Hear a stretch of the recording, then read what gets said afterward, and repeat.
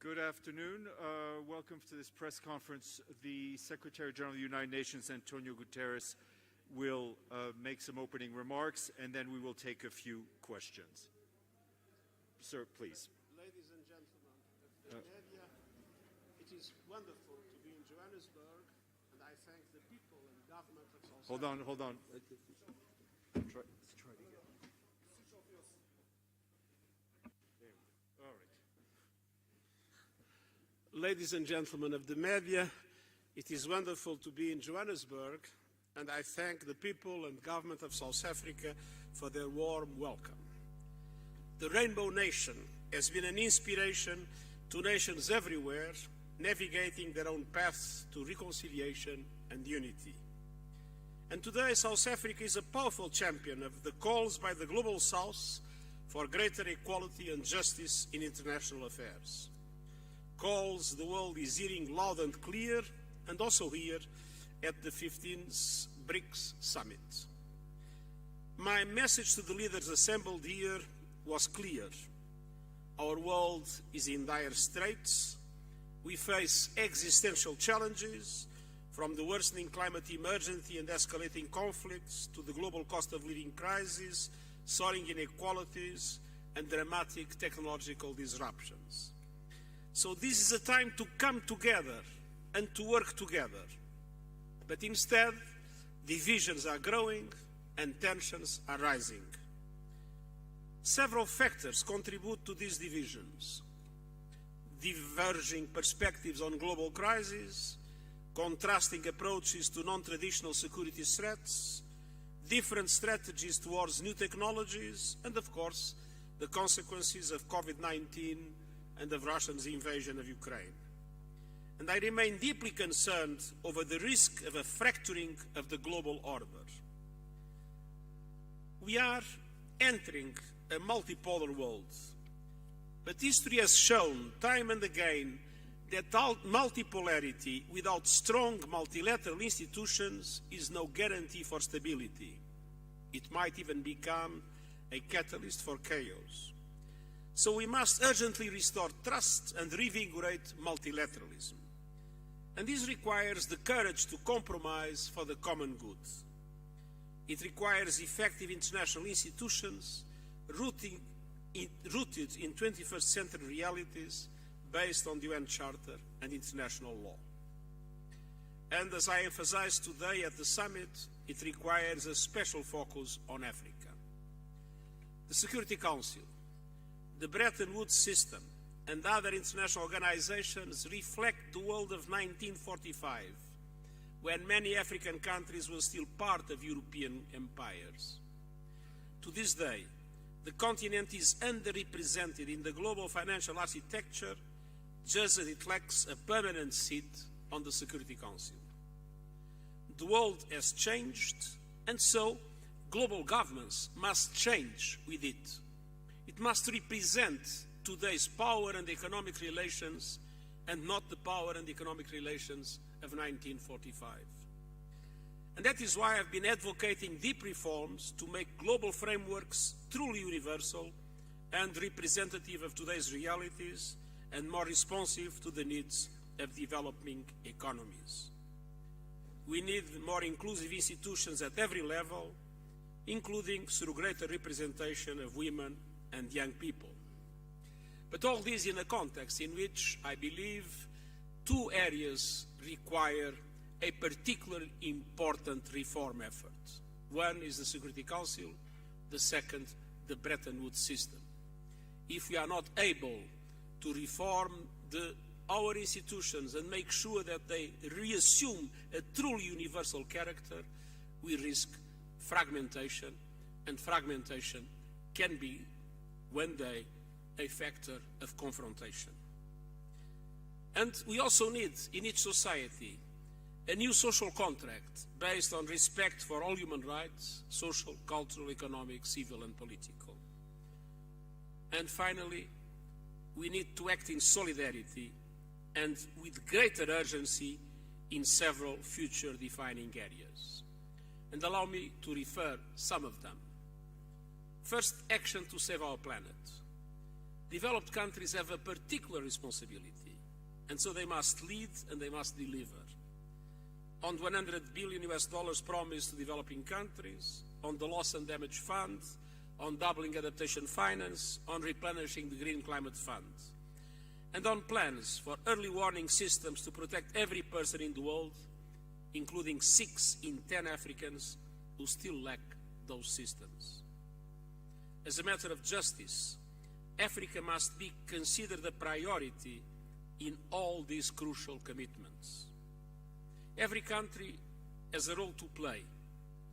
That is why I have proposed the Climate Solidarity Pact, in which all big emitters make extra efforts to cut emissions and wealthier countries support emerging economies to do so. And I have put forward an acceleration agenda to supercharge these efforts in order to guarantee that we maintain the 1.5 degrees Celsius limit as a reality. So it's time to break our addiction to fossil fuels and to invest in a just and equitable transition. And we must bring affordable electricity to everyone on Earth, and particularly in Africa, while simultaneously reaching net zero electricity by 2035 in developed countries and 2040 elsewhere. I commend South Africa for stepping up as pioneers of the Just Transition Energy Partnership, a crucial tool to unlock emission cuts, boost renewables, and grow. Let us all settle down so that Second, we need action to save economies and reduce finality. inequalities. The pandemic has underscored once again how the global financial architecture I is hope you outdated, had time to dysfunctional, enjoy your and lunch. unjust. It has failed in its basic function as a global safety net, and so it needs deep structural reform. But We I are also know that proceeding such change will with not our happen list overnight. of speakers. And so I have proposed a number of measures is we now can take my right honor now, and they include privilege to providing call upon Sustainable Development Goals stimulus to direct Excellency investments Alberto towards Fernandez, the Sustainable Development Goals, President with of a funding equivalent of Argentine $500 billion Republic, who will be overhauling the business speaking models of on the multilateral virtual development platform banks to us. so that they massively increase affordable financing and leverage far more private finance to the developing world, Todos y todas also aquí desde the Buenos need Aires. to increase their own Señor capital. presidente Ramaphosa, señor Establishing an effective presidente, debt workout mechanism to querido support payment amigo Lula da suspensions, Silva, longer lending señor presidente terms, Xi and Jinping, lower rates. señor primer ministro The Modi, debt situation señor in presidente many Putin, African countries, señores presidentes, as well as in many other queridos parts of the delegados, developing world, is today queridos absolutely colegas y intolerable. amigos, estamos The honrados por la majority invitación of de African Sudáfrica a esta countries reunión de amigos pay de los BRICS. more Hoy la of their budget imagen de Mandela que me in acompaña en interests estas for the debt palabras, un ser humano than de in dimensión education universal, or in asume health. una particular And trascendencia, so mi querida Argentina. we need to make sure that there is an effective Definitivamente debt vivimos con reduction alegría mechanism in place. sumarnos a este espacio que Until now, what fortalece we y have crea is too nuevos little puentes and too entre late. nuestros países y regiones We also need en to un make contexto que international nos tax demanda cooperation more impulsar inclusive and more más effective so countries instancias de can diálogo support each other político in en el sur generating global. financing for sustainable Es un anhelo development. de años que and hoy empezamos a working together concretar. to stop Nos illicit honra financial aún más flows el that ingreso are de la draining Argentina vital a este grupo resources de from the naciones African continent. que refleja la Taken multipolaridad together, these steps emergente would go a long way in y que equipping convoca developing países que economies in seguramente Africa no and poseen beyond una visión with única the y means uniforme to de invest todas in las key problemáticas transitions que across enfrentamos, energy, pero que respetan education, sus diferencias, digital, health, and more. procuran identificar So, denominadores ladies and comunes gentlemen of the y media, buscan incidir the en months el ahead orden will be global del vital. mundo from inestable, the Africa Climate desigual, Summit, where que I will be concentra in el Nairobi ingreso en unos in 2 pocos weeks' time, y distribuye la the pobreza G20 y la Summit, segregación entre millones de to seres. the SDG and Climate Ambition Summits Precisamente at the United Mandela Nations in se September, preguntaba to si cuando se COP28 in escriba la December, historia we have de nuestro important tiempo, opportunities to set the seremos path recordados to a por haber better, hecho lo more correcto o peaceful, por haber and more dado la just world. espalda a una crisis And we global. have Ante no ese time to dilema lose, expuesto en and sus I thank you palabras, for your patience. estoy seguro que hoy estamos haciendo lo correcto. Los problemas globales no pueden resolverse unilateralmente. Tampoco pueden abordarse con recetas genéricas que no distingan las realidades. South Africa, this side, Secretary General. Your calls for reforms of the financial institutions globally and the UN Security Council are falling on deaf ears. What needs to be done to change that? What is your position on the calls and proposals to de-dollarize the global economy? I don't think they are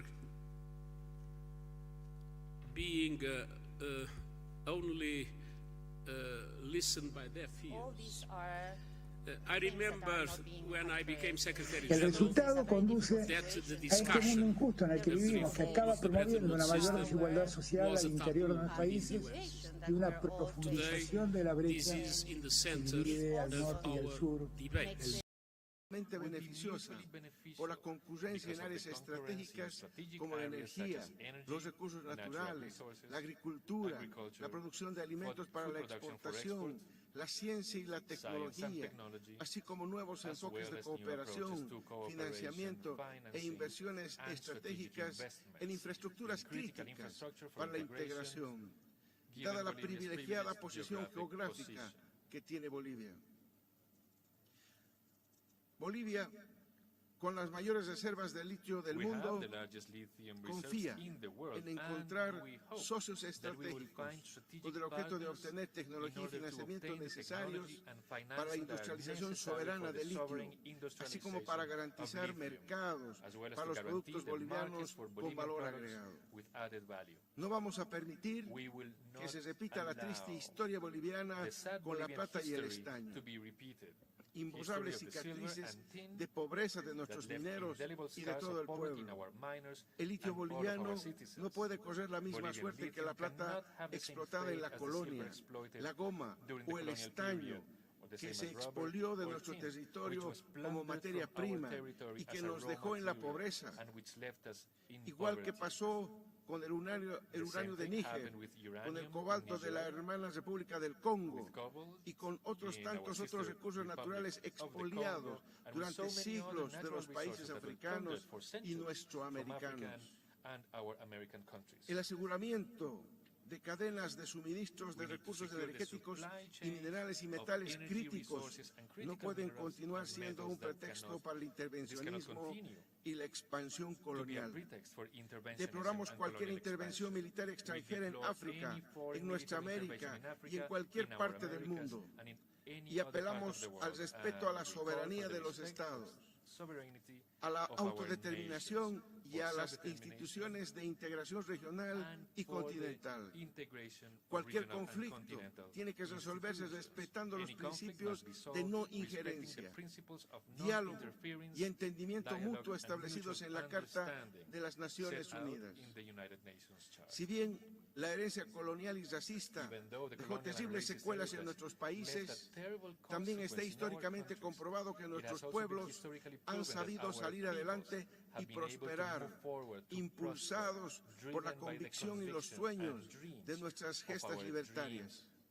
Por eso, nuestra revolución democrática y cultural dignifica a todas las bolivianas y bolivianos, rechazando toda forma de imperialismo y explotación neocolonial.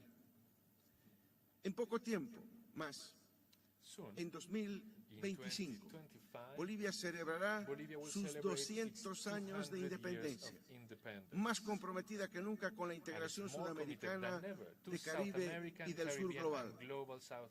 Quiero aprovechar esta ocasión para invitar a todos los países de BRICS, así como a todos los países de América Latina, África y del mundo, a que nos acompañen a celebrar el bicentenario de Bolivia, en el camino a su segunda y definitiva independencia, con plena soberanía económica y política.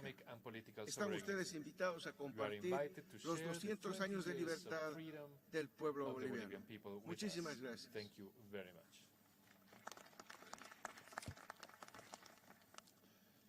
Thank you very much.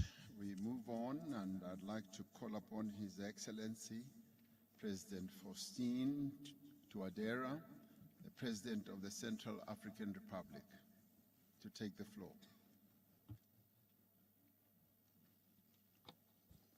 Merci.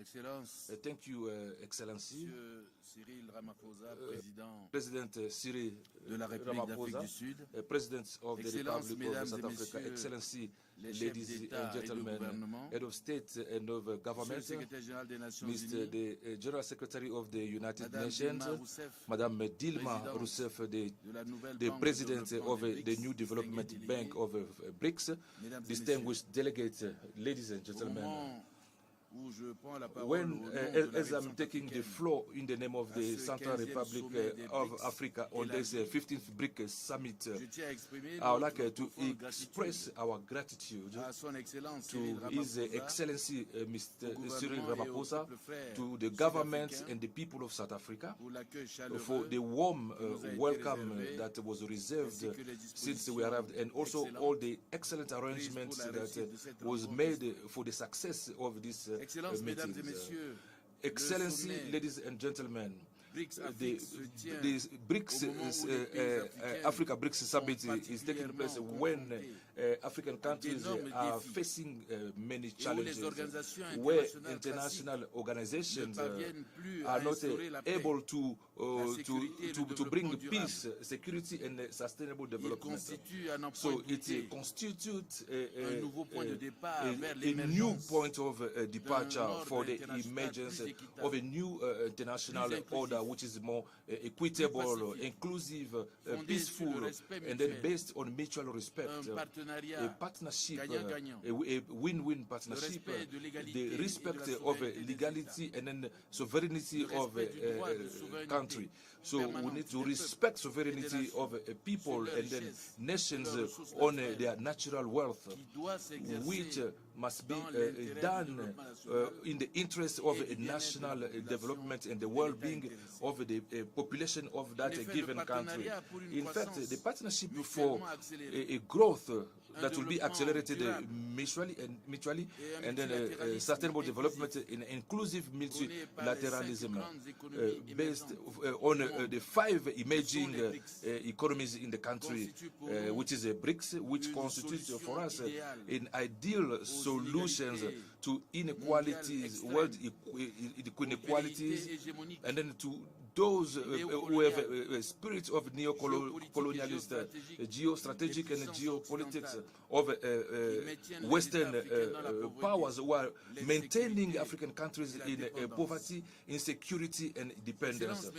Excellency and ladies and gentlemen, the Central Republic of Africa is ready to integrate BRICS and then build together a better world where nobody will be left behind.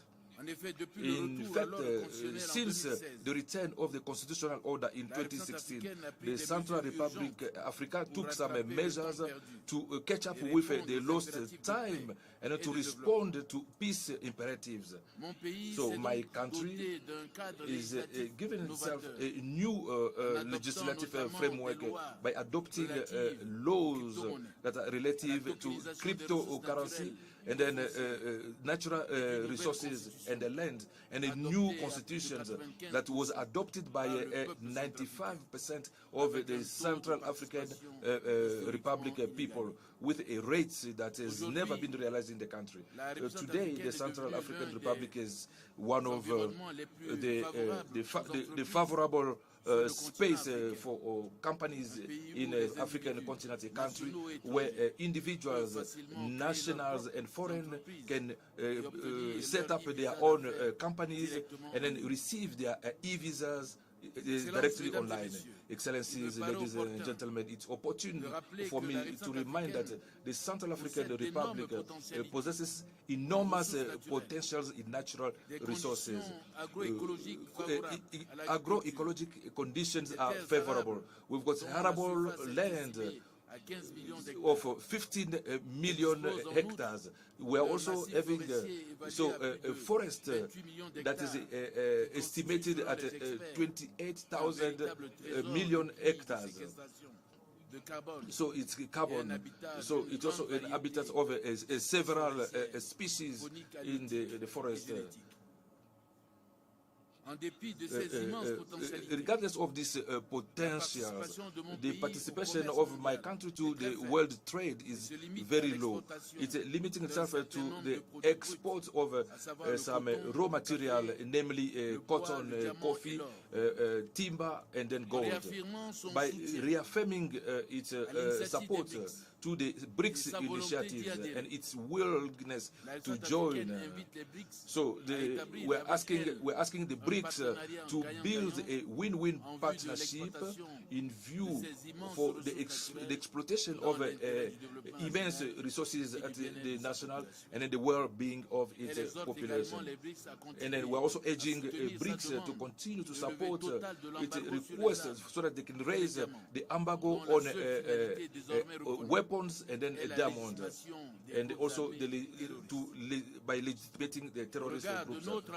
With regards to our common goal to put in place a new global order which is inclusive, I believe that the results of our meetings will be effective towards a real partnership for mutual recognition and then development for everyone, and then inclusive development between Africa and the BRICS. Thank you.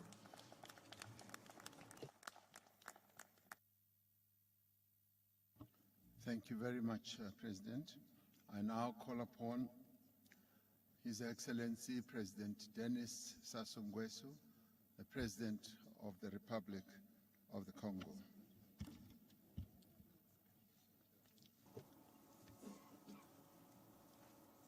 Monsieur Cyril Ramaphosa, Excellency Mr. Cyril Ramaphosa, the President of South Africa, dear friends, ladies and gentlemen, Head of State and Government, Mr.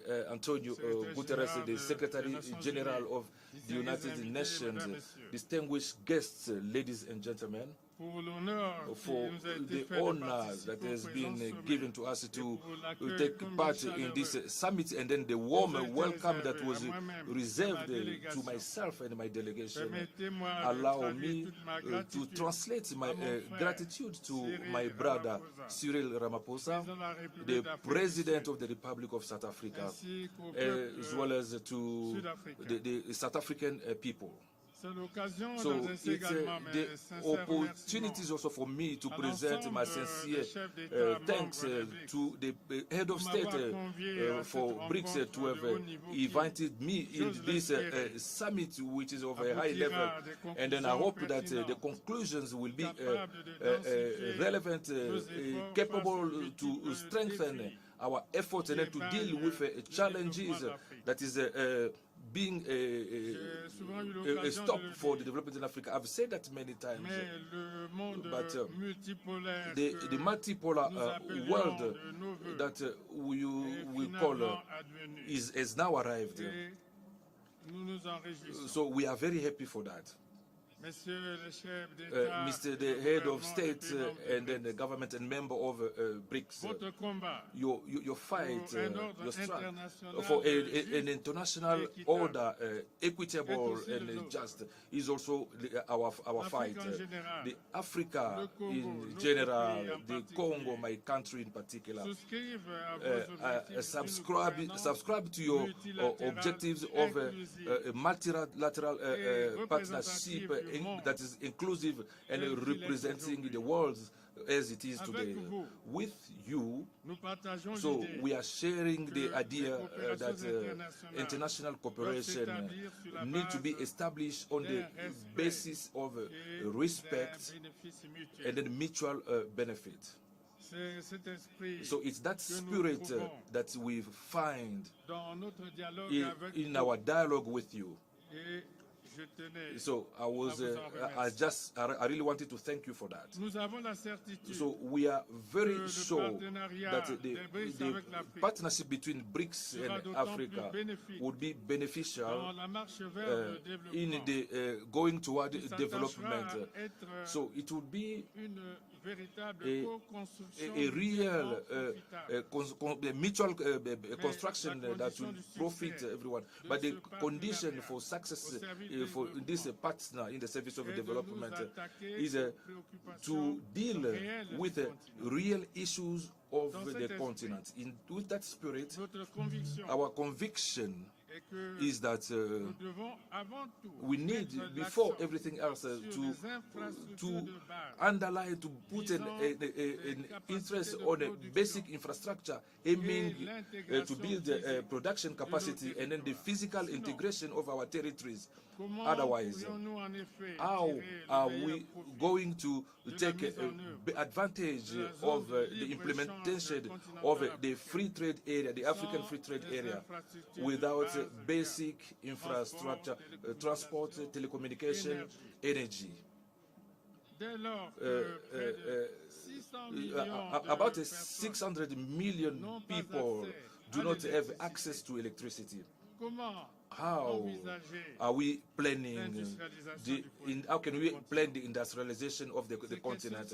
So these questions are very essential. So to guarantee a sustainable growth. So, adding to that, to concerns that have been raised, the access to drinking water, sanitation, so the building capacity of a human capacity, the quality of life, these are priority for us. So the list is not exhaustive. First to this, so the key to progress in our continent is, without any doubt, it's the facilitation for the access of our different countries to finance. So I'm expressing my wish, the partnership between the BRICS, Africa and the BRICS, it must be a supported access to facilitate fund for development. So we are hoping that this will be available, especially through the new development bank that will contribute actively to the finance solidarity toward Africa, where the necessity to make our country eligible. The proven global oil reserves, not to mention the proven reserves of non-OPEC and OPEC plus countries. Concerning global gas reserves, out of the 23 BRICS aspirants, 7 are part of the Gas Exporting Countries Forum. This includes Russia. This forum manages 72% of the world's gas reserves and supplies 44% of the global markets. Venezuela's accumulated experience in the face of illegal imposition of criminal sanctions and unilateral coercive measures is another vital aspect that we are prepared to share with the BRICS group and its friends. The reality is that in recent years, we have highlighted, we have seen the clear evidence of the need to progress on the process of the global economic de-dollarization, considering the rampant and indiscriminate use of the US dollar as a mechanism of economic warfare against the free peoples of the world. Recent studies have shown that at least 30 nations, representing 28% of the global population, which is around 2,178 billion human beings, are affected by imperialist sanctions and other extortionary measures and economic warfare. The damage to our economies and development models is undeniable. The implementation of these measures negatively impacts the enjoyment of human rights, as recognized by the UN Human Rights Council in March 2023. Colleagues, presidents, prime ministers,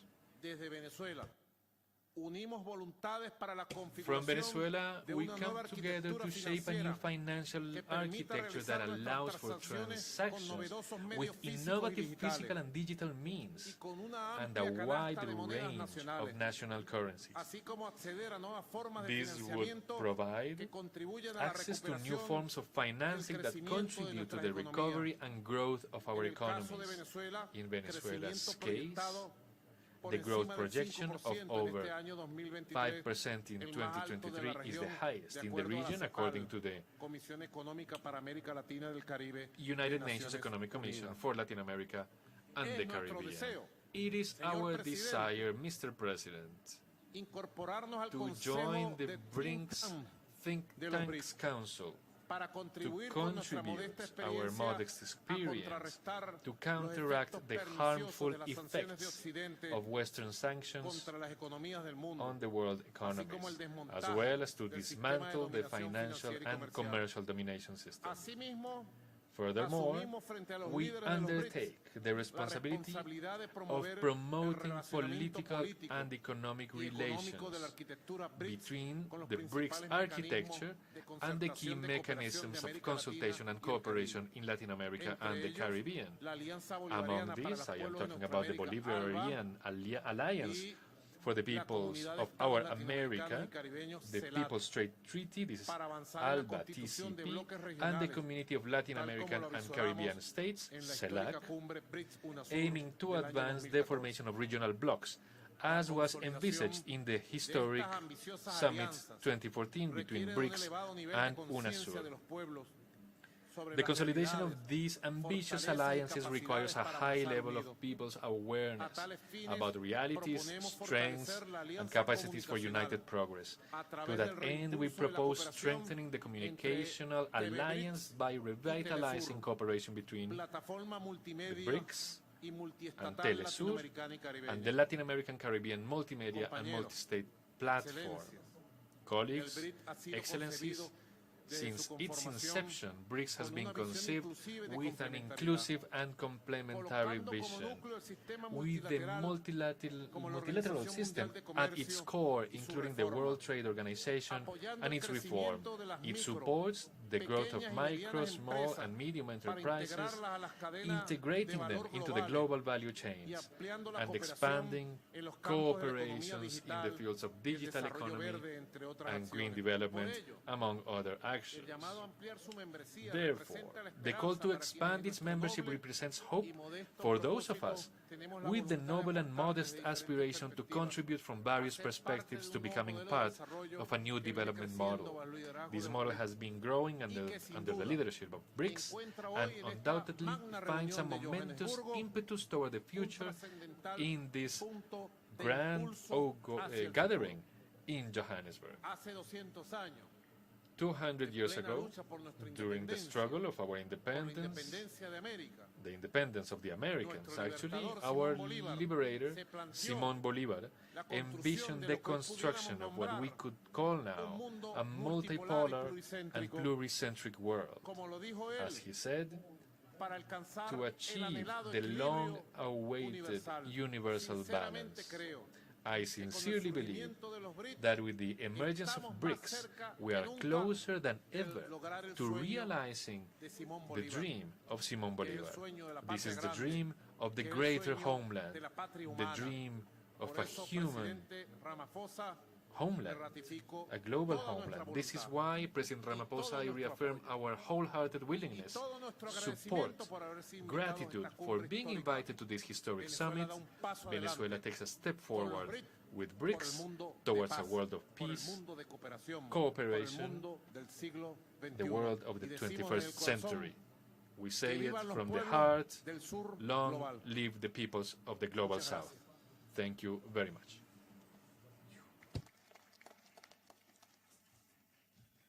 Thank you, President. I now have the honor to call His Excellency President Isaias Afwerki, the President of the State of Eritrea.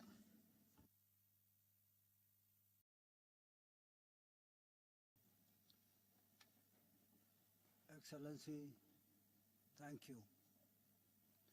May I first join previous speakers to express our gratitude to Your Excellency and other heads of state and governments of BRICS for convening this 15th summit.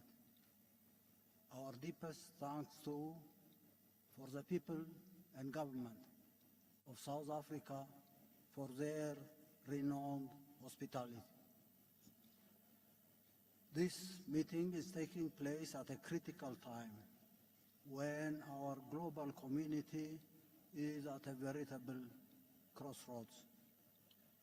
The flaws and deficits of the prevailing global governance architecture, whose defining features are dysfunctional, non-inclusive, and unfair rules and regulations, are too evident to merit emphasis.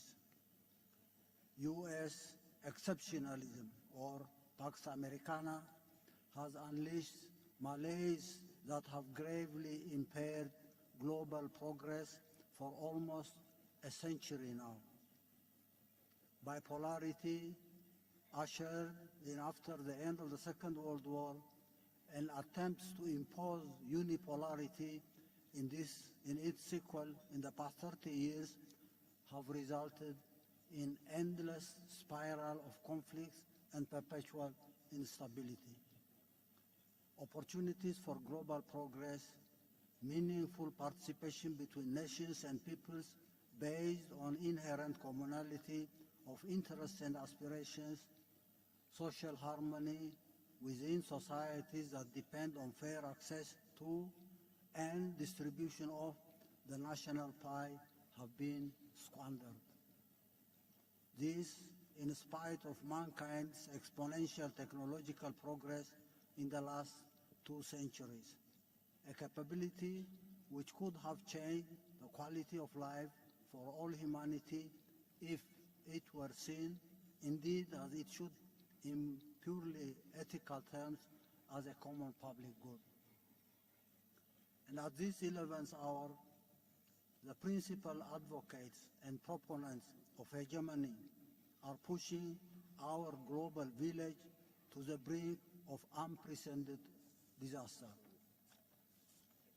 The tendency for unbridled escalation of the war in Ukraine, led by the United States and NATO, is fraught with consequences that are ghastly to contemplate. Yet, the United States and its allies continue to doggedly pursue this perilous path in a desperate attempt to turn back the clock of history and assert what they term as their unassailable global superiority and dominance. Differences of scale aside, the devastating wars incubated by these policies in Africa, the Middle East, and other parts of the world in the past decades have and continue to incur colossal losses. The situation in Niger is only symptomatic. It's symptomatic of modern slavery. Imagine bringing back all the uranium that had been going to Europe to electrify this marginalized continent. Vast literature on and related institutions for conflict resolution and the maintenance of peace aside, costly wars unleashed directly or through proxies find no solutions in the majority of cases and are instead compounded by deliberate subterfuge.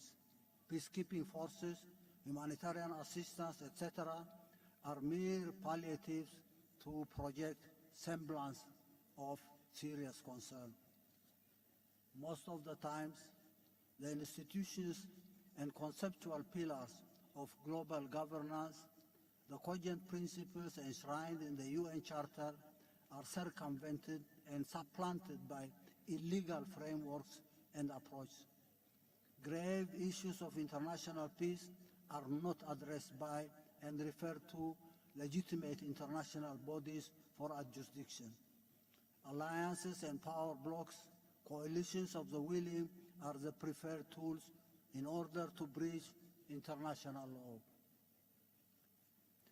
Illegal and unilateral sanctions, weaponization of US-dominated financial, economic, and judicial institutions, as well as other punitive instruments in their toolbox, are routinely invoked to punish those who do not toe the line. This suffocating and malicious policies are embellished by high-sounding phrases in order to claim the moral high ground. They are also propagated extensively through their wide and subversive media outlets. But for all their efforts, these misguided and reckless policies have and continue to endanger or engender robust and growing popular resistance in all corners of the world. The tiny few aside, the lofty aspirations of humanity as a whole is for a just and fair global order where justice and the rule of law prevail, where nations and peoples forge meaningful and symmetric ties of cooperation and partnership on the basis of respect for national independence and sovereignty, for societies anchored on compassion and social justice. These amorphous movements will require higher coordination in their critical layers. BRICS and other international organizations and platforms that broadly share these values and aspirations must shoulder the responsibility of better articulating and mapping out concrete objectives and strategies. The judicious approach will certainly involve a basket of concrete and consensual instruments that can roll back and sustainably dent the most vicious measures in their toolbox of repression. In this respect, the measures of de-dollarization, already on the offing with varying pace and through different alternative frameworks, could be supplemented by continuous consensus building and joint action in appropriate international forums to prevent conflict. Mechanisms can be worked out to expedite fair and comprehensive resolutions when and if they erupt.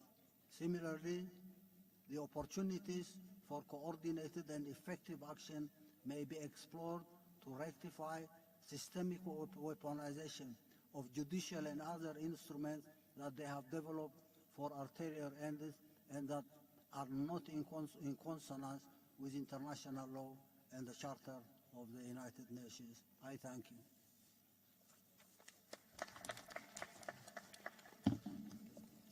Thank you very much, Your Excellency.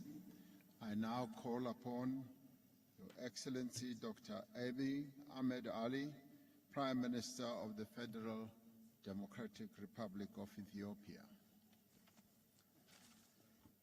Your Excellency, President Ramaphosa, Excellencies, Heads of State and Government, distinguished ministers, ladies and gentlemen.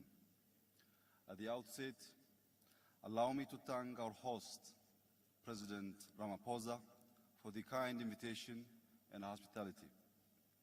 I would also like to express my profound appreciation to Your Excellency for your able leadership as the current chair of the BRICS, in which you have amplified the collective voice of Africa. This BRICS summit is taking place at a critical moment in time, when often unheard voices in the global arena are striving to be heard. The many crises we have faced as a global community, particularly after the COVID-19 pandemic, have further exposed how cooperation is key for our collective survival. Hence, a growing and inclusive multilateralism is essential to overcome common challenges. A reformed multilateralism entails inclusivity, cooperation, and diversity of voices and interests. By amplifying voices from various corners of the globe, we can collaboratively work for an equitable and peaceful world. In an ever-interdependent world, collectivity is essential to adequately solve global challenges. Transnational problems requires joint solutions. At this crucial time, promoting dialogue and harmony is highly critical for overall peace and prosperity.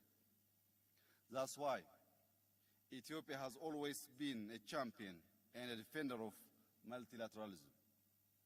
And the BRICS is indeed one key initiative, responding to the repeated calls for a new and inclusive multilateralism. Excellencies, ladies and gentlemen, the name Ethiopia evokes memories of origins and of an ancient and wealthy civilization. Remarkable works of architecture and monuments grace its land. Multiple kingdoms ruled over the dominion thousands of years ago.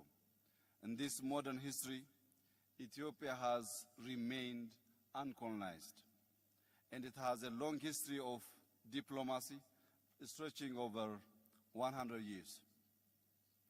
As a founding member of the League of Nations and the Organization for African Unity, Ethiopia's engagement in the international stage has been quite meaningful and impactful.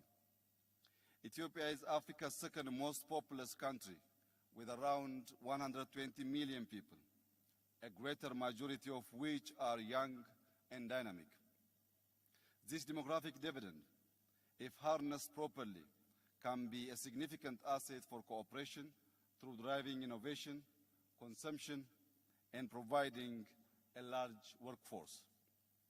Located in the Horn of Africa, Ethiopia also serves as a crucial gateway between Africa, the Middle East, and wider Asia. The efforts we are making in intensive infrastructure development within and across the whole region is a testament to our endeavors toward this regional integration. Our strategic position could provide the BRICS with enhanced connectivity opportunities across these regions. Ethiopia's substantial investment in roads, airlines, clean energy, and telecom infrastructure not only demonstrate our ambition, but also our potential to be a hub of connectivity for the African continent. Our positioning offers a vital link to East Africa's market and has the potential to foster a richer and a more inclusive integration of the global economy. Excellencies, my country has also recorded one of the highest economic growth rates in Africa and has showcased its potential to become one of the continent's largest economies. This growth is backed by a mix of agriculture, manufacturing, and service, demonstrating a diversified and resilient economy. For the past 5 years, Ethiopia has also been in the driver's seat to practical solutions to address climate change. Through our massive Green Legacy tree planting program, the initiative launched in 2019 will be the largest afforestation program in the world, when by 2026 we will have planted 50 billion trees in a total of 8 years. Till last week, we have already planted 32 billion seedlings. Over the past 2 years itself, our Green Legacy program has spread to neighboring countries in the home region as we collaboratively work on green diplomacy. Furthermore, Ethiopia has been an active participant in regional and international diplomacy, including its long-standing contribution to UN peacekeeping missions. Therefore, Excellencies, our rich historic past, the breadth and depth of our bilateral ties across the world, as well as being forerunners in the establishment of key global and regional multilateral institutions, not only makes Ethiopia instrumental to BRICS bloc, but a key voice for inclusivity in the global arena. Excellencies, in joining hands with the BRICS, Ethiopia aspires to build BRICS foster understanding, and work towards a shared future that benefits all. As I reiterate my gratitude to you once again, Mr. President, let me conclude by reaffirming Ethiopia's commitment to further enhancing multilateralism towards inclusivity. I thank you. Thank you, Prime Minister. I now ask His Excellency President Nana Akufo-Addo, President of the Republic of Ghana. Excellencies, ladies and gentlemen, I'm grateful for the opportunity to address the 15th BRICS Summit, in which everyone present here is in agreement about the intensity and scale of the challenges facing our world and the urgent need to address them. It is appropriate that the theme of this 15th Summit has Africa as its focus. And I thank President Matamela Cyril Ramaphosa and the South African government and people for the invitation and for the warm hospitality the Ghanaian delegation has enjoyed here in South Africa.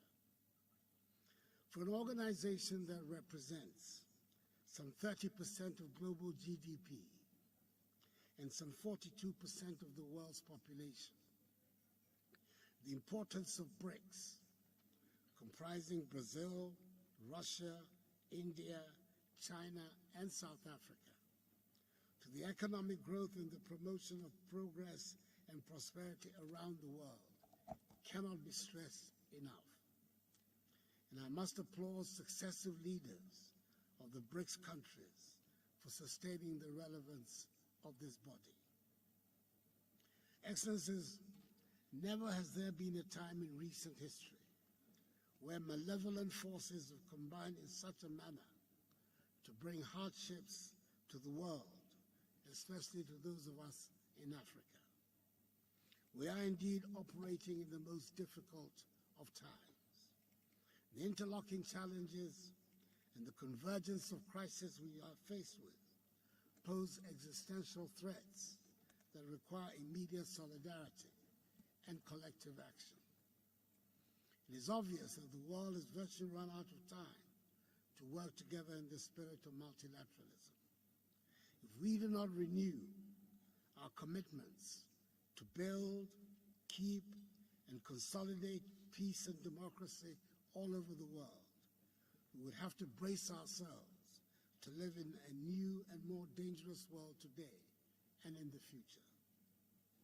The issues of peace, progress, and prosperity in BRICS countries and Africa are deeply intertwined, which presuppose that ensuring the development of Africa should be in our common interest, which will help right the historic injustice of Africa, the richest continent in the world, being as a result of systemic exploitation, the continent with the highest number of the poorest people.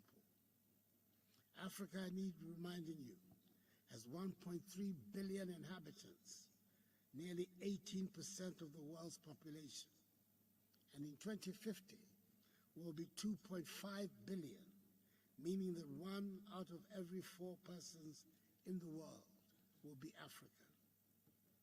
Now more than ever, strong partnership between the BRICS nations and Africa, reinforced political dialogue, and expanded cooperation in the fields of economic growth and international security are required. We have to work together to achieve our goals, including a fair, equitable process of energy transition, which recognizes that the entire African continent is responsible for less than 4% of global emissions, and which safeguards the prospects of Africa's development. Excellencies, I urge this meeting to address one issue of importance for us in Africa, and I believe for the world generally. That is the urgent necessity for the reform of the United Nations, especially of the composition and structure of its Security Council. The contemporary world has moved on significantly from the post-1945 world, which gave rise to the birth of the United Nations and the makeup of the Security Council.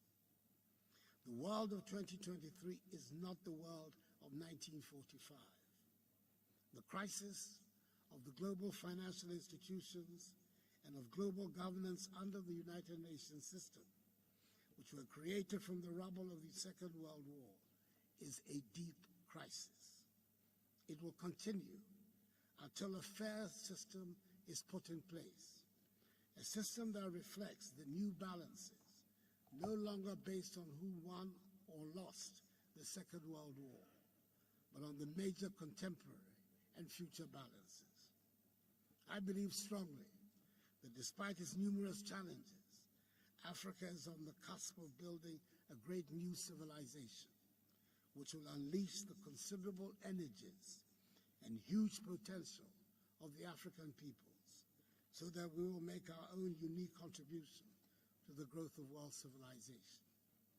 Together, working with the rest of us on the continent and with our increasingly educated, skilled, dynamic and growing youthful population, operating under the aegis of the African Continental Free Trade Area, whose Secretariat Ghana has the honor to host, I'm confident a strong partnership with the BRICS nations can help construct a prosperous and self-confident Africa.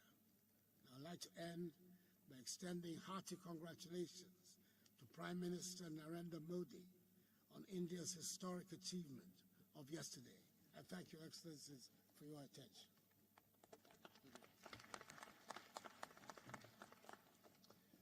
Thank you, President.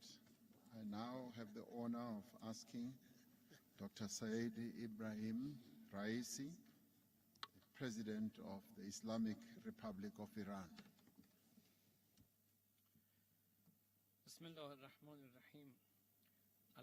In the name of God, the most beneficent, the most merciful.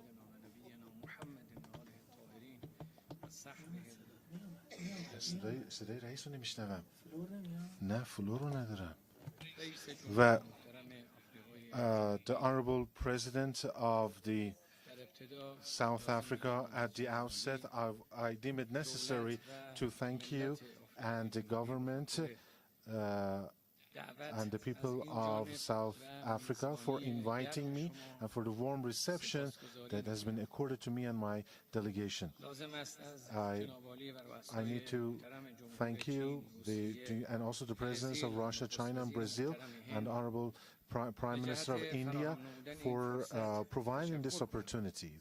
My gratitude to you, and express my pleasure and delight for being amongst my colleagues from the African continent and the friendly countries of BRICS.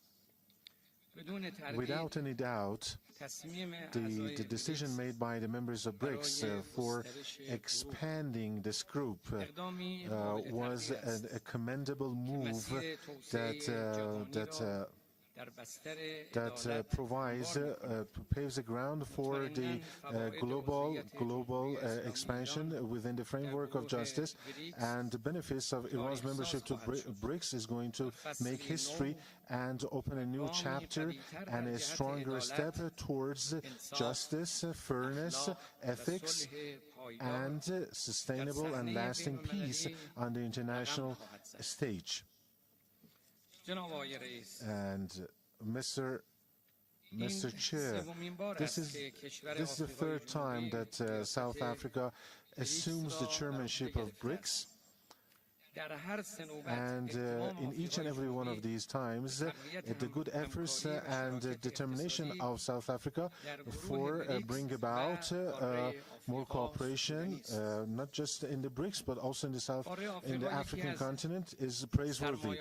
And the African continent is one of the main capitals of the global South, and there is this culture diversity, ethnic diversity, richness, and also the languages, and also natural attractions and the rich mineral resources. These have all made this continent distinct from others. Fortunately, the political and economic weight of the African continent is increasing on a daily basis. And the most important portion of the future of the world, the developing world within this geography is is happening. I, Mr. Mandela, the late Mr. Mandela, and the African heroes who stood against colonialism, I should salute them and remember their memory kindly. The Republic of Iran, since a long time ago, has been a friend and an ally of Africa, and strengthening economic interactions and cooperation has been very high on our agenda. And bilaterally and multilaterally, we have had different plans to cooperate with different countries of African continent. Honorable audience, dear participants, hegemony, injustice, the discriminations and ethical crisis have put the world in a complicated and difficult position. The emergence of problems like hunger, the global changes, and no access to energy and medicine and medical equipment, coupled with cyber insecurity and cultural threats and to the values and identities, and just some of these challenges faced by the world, and they require more convergence and a global drive to deepen the dialogue of justice and to have a fair order that is coming from the collective interests of the people of the world. BRICS is the symbol of such a change and transformation into international equations that can and is capable enough to contribute positively to the resolution of the global problems, especially considering the fact that it has its effectiveness and the trust in the world is increasing. The expansion of the BRICS to other parts of the developing and the global south is making this vision more consistent and more globalized. The Islamic Republic of Iran believes that the political, economic has cooperation, significant one with each and every 5 main members of BRICS. And in the current era, we are clearly seeing the rise and the deepening of such cooperation. And the different strategic cooperation between Iran and the members of BRICS, especially when it comes to transit, energy, and trade. It is and that is on the agenda of BRICS. Support this approach adopted by Iran, and also lasting benefit. It has lasting benefits for our people and for the world. The Islamic Republic of Iran very resolutely supports the successful endeavors of BRICS in line with the dollarization from the trade and economic interactions between the members, and also making use of the local and national currencies, and also reinforcing the mechanisms for payments and also settlements. The Islamic Republic of Iran has exemplary and unique capacities and is ready to put them at your disposal at the 3 main activities of the BRICS, that is politics, security, and economy, and also the social ones and the financial ones, and to have maximal interaction and to foster multilateral cooperation, especially with the independent developing countries. It is in the center of Iran's foreign policy, and in this line, and because of Iran's very special geopolitical and also location of geography, and having a lot of energy resources and a lot of engineering and technological and scientific capabilities like industrial and nanotechnology and medical advancements that we have have achieved, we announce our readiness to have any kind of cooperation, to have joint investments and other types of cooperation with the other countries. Honorable participants, in conclusion, I would like to make mention that one of the existing challenges in the global south is the continuation of the racist policies and the insecurities emanating from the occupation and operations and the hegemony and terrorism, state terrorism, especially by the Zionist regime, that has not only deprived the people of Palestine from the right to determination, but also the right to development. Mr. Chair, Excellency, once again, I deem it necessary to thank you and the people of the friendly and brotherly country of South Africa for hosting this very important gathering, and I would like to thank you for your attention. That's it. Thank you for listening.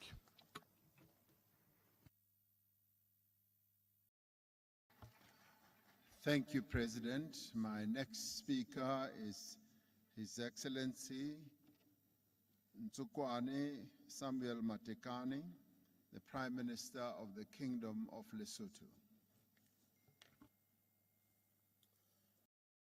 Your Excellency President Ramaphosa, Your Excellencies President of the BRICS nation, Your Excellencies Heads of State and Government present, distinguished invited guests, ladies and gentlemen.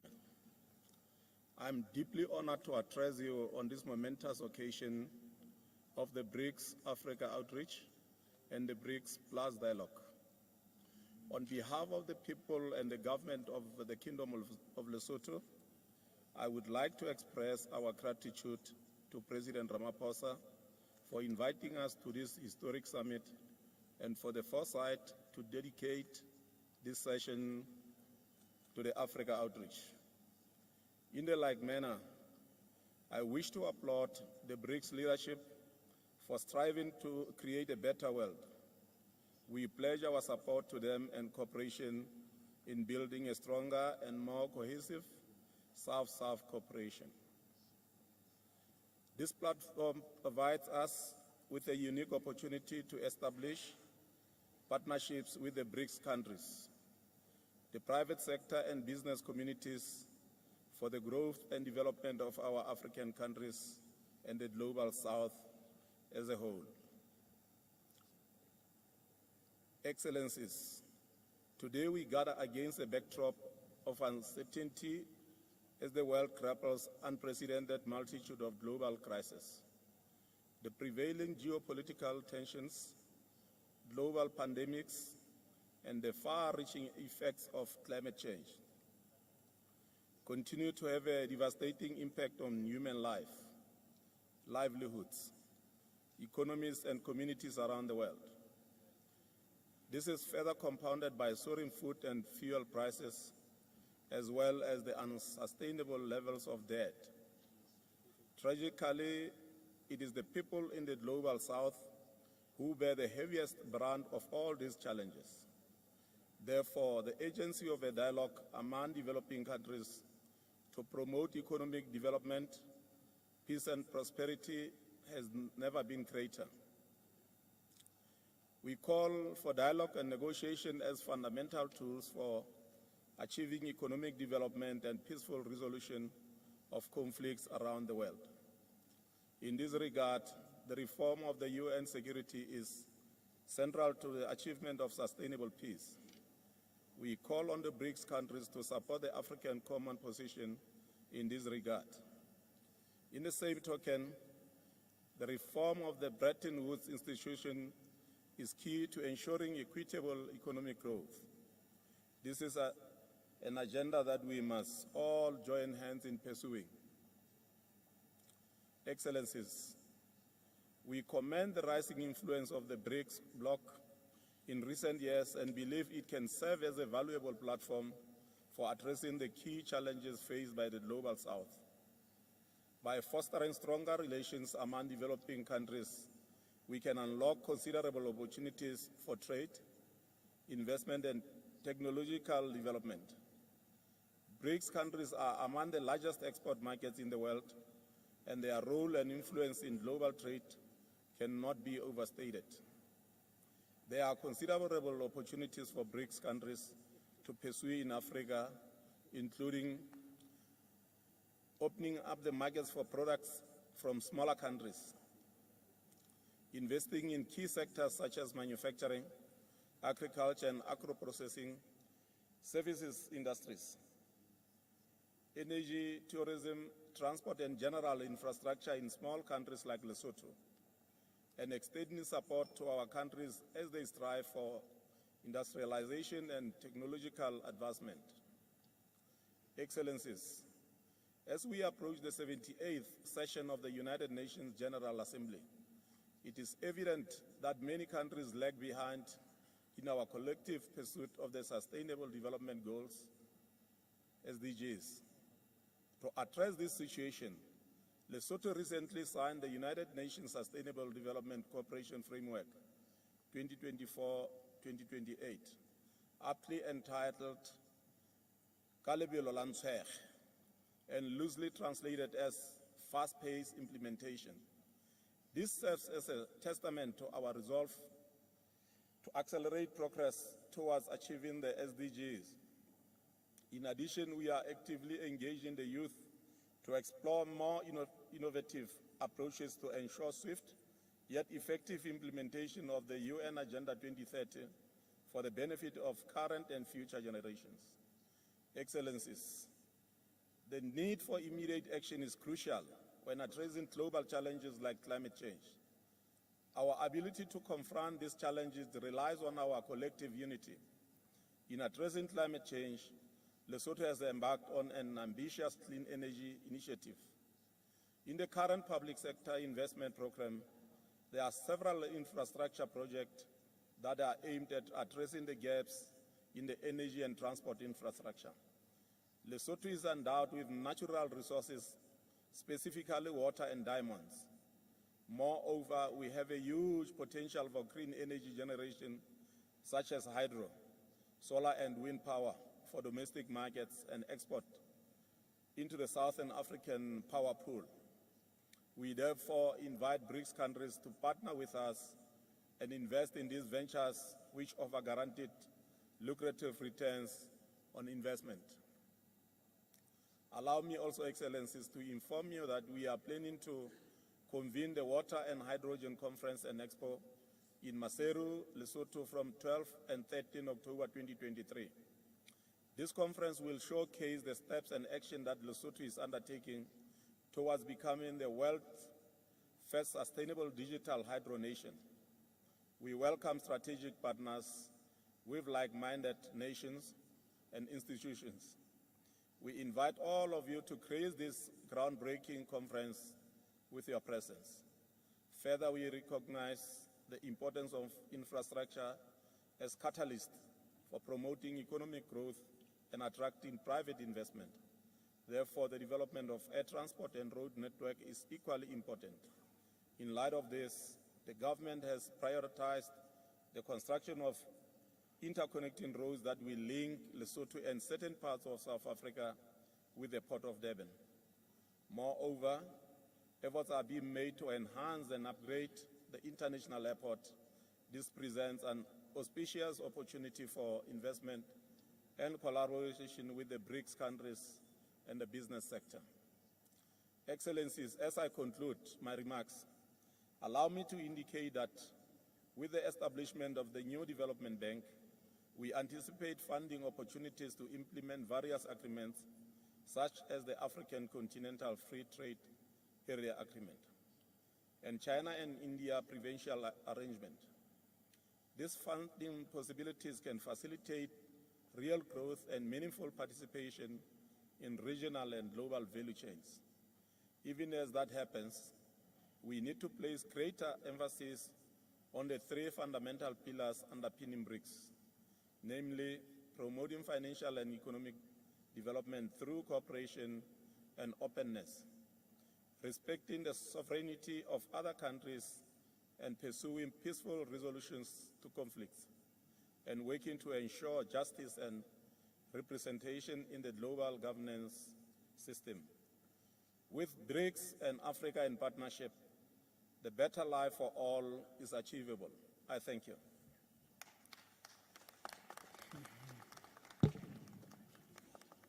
Thank you. Somebody has lost their wristwatch. If you have lost your wristwatch, please come to the table or send somebody to come and pick it up. My next speaker will be His Excellency Dr. Lazarus Chakwera, the President of the Republic of Malawi.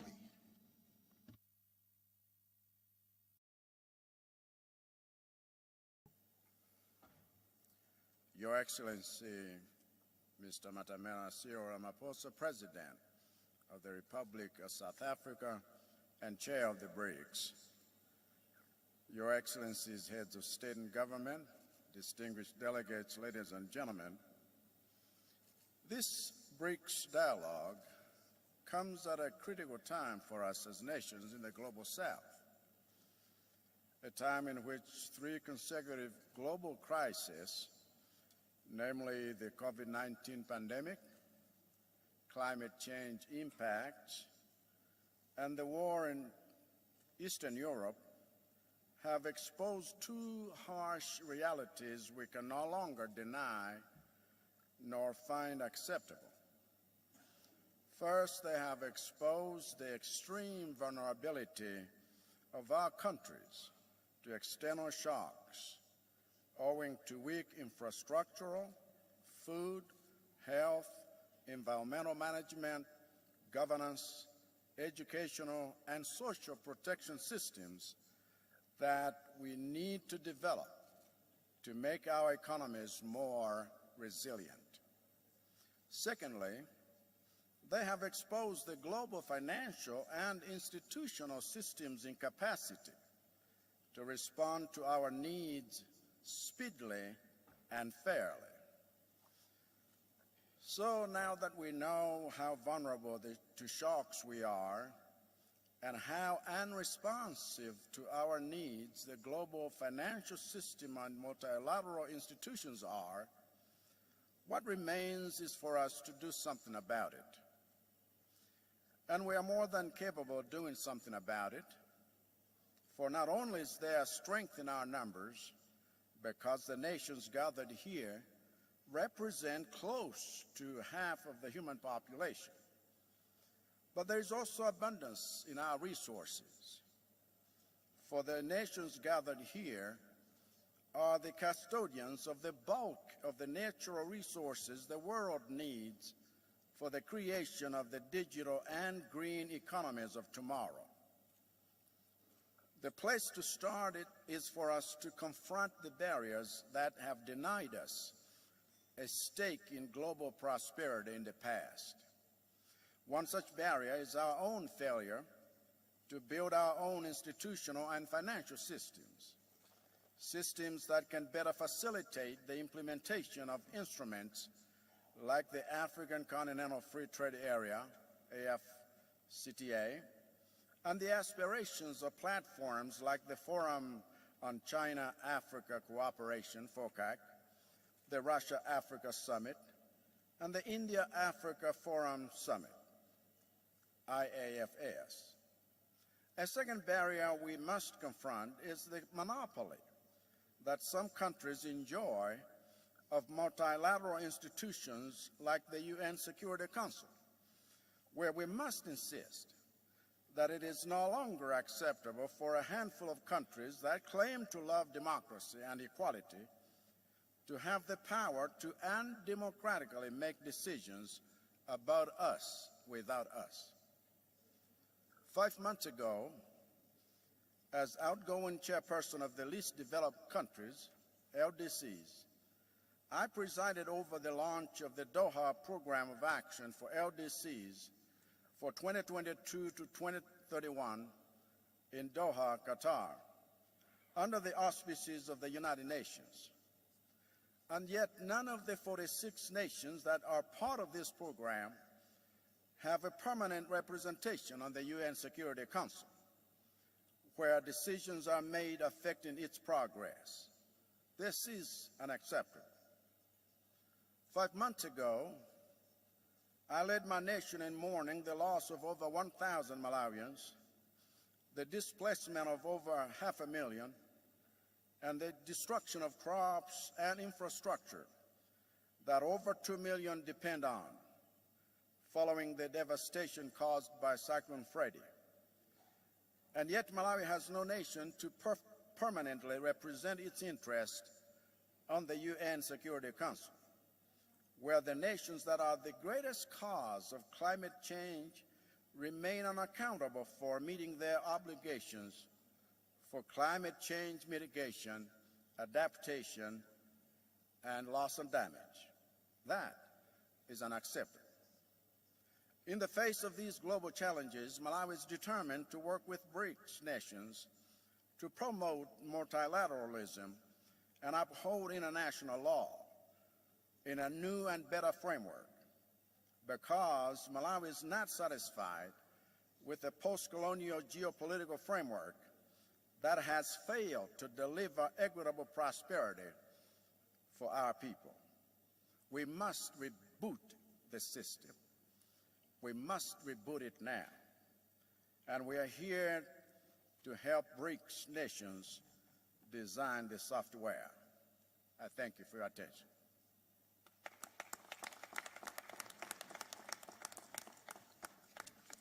Thank you, President. I now call upon His Excellency President Filipe Nyusi, President of the Republic of Mozambique. Obrigado. Thank you very much, Caro irmão e bom my vizinho, dear brother and First good Excellency neighbor, Cyril Ramaphosa, Your Excellency Cyril Ramaphosa, Presidente da President República of de the África Republic do of Sul South Africa, e Presidente and de exercício the chairperson BRICS. of the BRICS nations, Senhores Presidentes e Your chefes de Excellencies, governos das nações presidents and BRICS, heads of government of BRICS nations, Senhores Presidentes e Ministros Your dos Excellencies, Estados convidados, presidents and ministers Excelências, of minhas invited senhoras e meus senhores. states, Your Excellencies, ladies and Ao gentlemen. iniciar a minha intervenção como As Estado I begin my convidado remarks a esta as an Cimeira invited dos BRICS, state to this outreach quero em nome BRICS da summit, República de I Moçambique wish on behalf of the Republic e of meu Mozambique próprio and on my agradecer own behalf, honroso wish convite to thank endereçado for the por Sua Excelência gracious Cyril Ramaphosa, invitation Presidente extended to me by President Cyril República de África do Ramaphosa, Sul. President of the Republic of South Africa. Esta participação This confere-me a participation oportunidade provides me with an de opportunity participar nos diálogos BRICS Plus e BRICS participate in Outreach, the BRICS Plus fórum que and constitui BRICS dos Outreach mecanismos Dialogue, a importantes forum which is an important de mechanism fortalecimento da to cooperação strengthen internacional international cooperation e promoção de and aceleração do promote crescimento econômico dos países acceleration of emergentes economic e em development desenvolvimento. of emerging and developing Senhor countries. Presidente, na dinâmica da President, atualidade, a cooperação under multilateral the current para o dynamics, multilateral desenvolvimento cooperation for constitui development grande desafio is para a esfera a das major, das relações challenge in the sphere entre of os the Estados na relations between perspectiva states in de inclusão do Sul prospect of global, the inclusivity, nos sistemas inclusion of the multilaterais global como South forma in de multilateral promover o systems as a crescimento way of econômico. promoting economic growth. Permitam-me que Allow ressalte me to highlight alguns aspectos que, a a few nosso ver, são aspects críticos no that contexto in atual. our view are critical. Primeiro, First,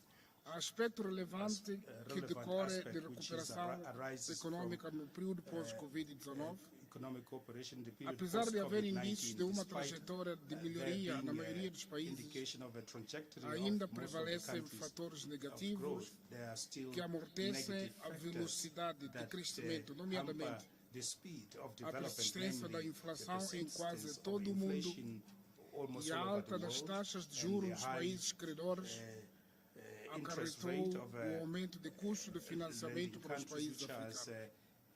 brought Esta realidade implica o aumento do serviço da dívida, a quebra das reservas externas, com consequência na depreciação cambial.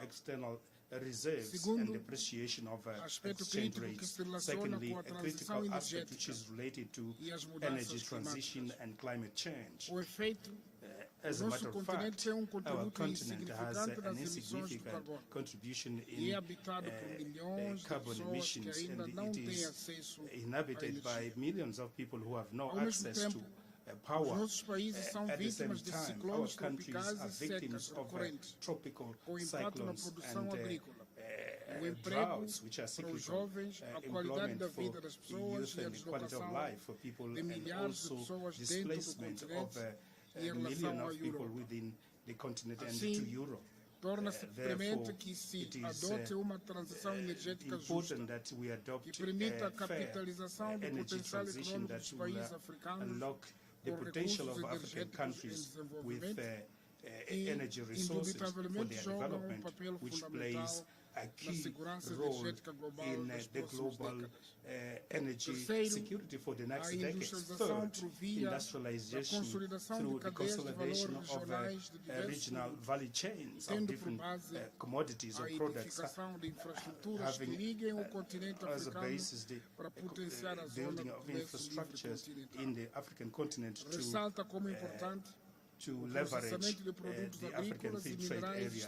And there are strategic minerals in our countries which will combine resources from different countries for gains, for economies of scale and access to energy in feasible conditions, where Mozambique could play an important role due to its potential of the energy matrix and due to its geographic location.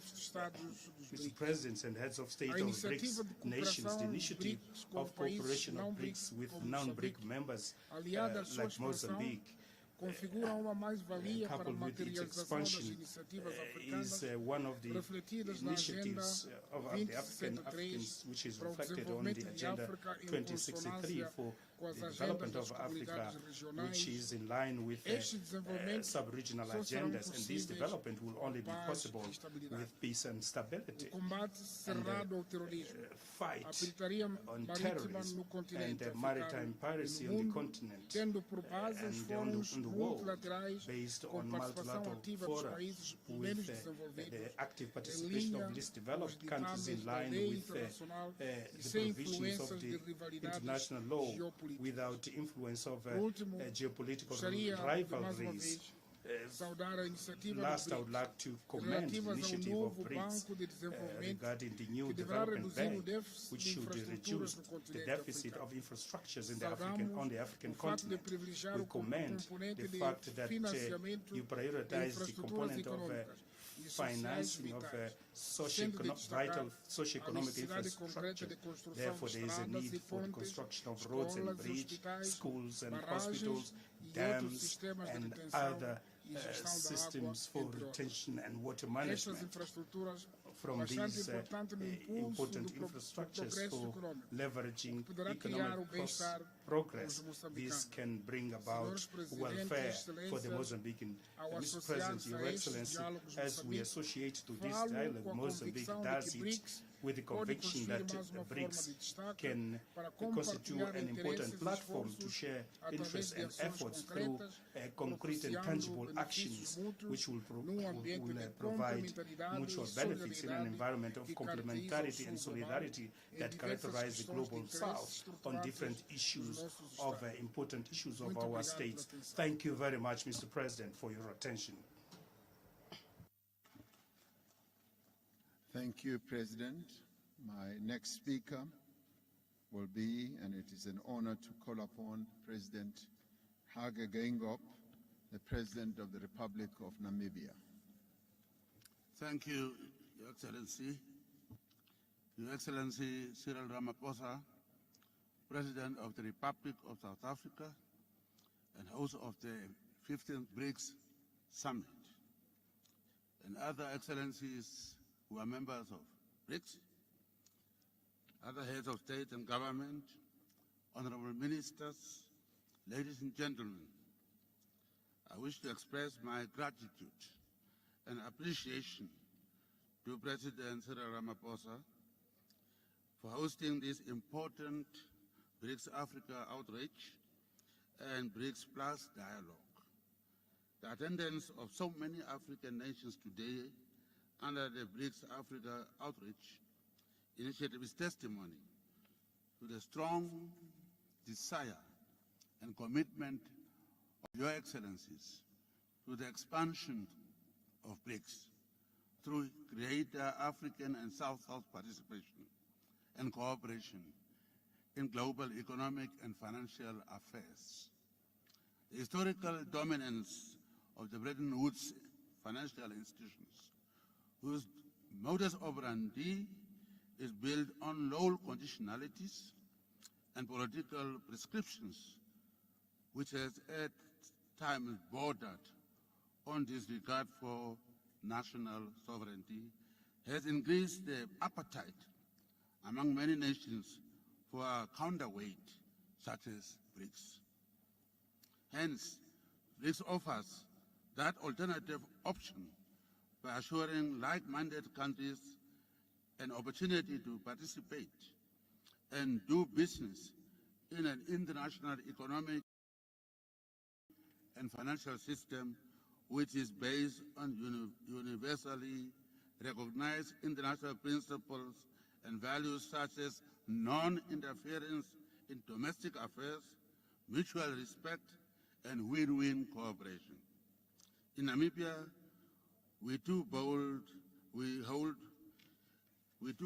dear these principles as a condition sine qua non to build a shared, peaceful, and prosperous global community in which all countries, big and small, interact as sovereigns on equal footing, without any country being left out or subjected to the forceful imposition of particular value system. The African Union has themed this year the year of the acceleration of the African Continental Free Trade Area implementation. Namibia is at an advanced stage in the development of its green hydrogen industry and the supply of critical raw materials, including lithium, which is needed for the green energy transition as part of our fight against climate change. We invite you to come and invest and assist us in the development of the green energy infrastructure to consolidate regional energy value chains and off-take agreements. We are open for business. In conclusion, I trust that this dialogue will elaborate on some of the crucial modalities of how an expanded BRICS Plus will function in the best interests of all its members. We hope that BRICS will not be divided like United Nations, which has a Security Council for the few of the veto powers and a General Assembly for the majority of member states who don't enjoy the same privilege of a veto. We believe that an important global grouping of nations such as BRICS, which is born from a collective desire of the countries from the South to make the international order more just and equitable and favorable to peace and development for all, will, if that would do that, will go down or break down the barriers of division, confrontation, and conflicts. I wouldn't like, if we are going to have, and I don't know the conditions for membership for others, I wouldn't like to see we're going to have a BRICS, the original members, to be like the United Nations Security Council, and the rest will be others, will be General Assembly members, no veto right. In that case, we are not adding anything. We are going to have a group of original members who will be the Security Council 5 with veto rights, and we come in, if you come in as BRICS and others. Are you going to be named one by one or just others who don't have any veto power or say? We must first report to you maybe, and then you approve, and then we can then say we are members. That kind of a situation is not going to be good. So since we are starting a new organization of equals, I'm not saying because Namibia is very small, but I'm saying because Namibia fought for freedom against South Africa, not serial South Africa, the other one. And we won. So therefore, I want equality. And I would like to know what are the conditions under which we, the small countries, will be members of reformed BRICS. With these very few remarks, I look forward to further engagement during this dialogue. And I thank you very much.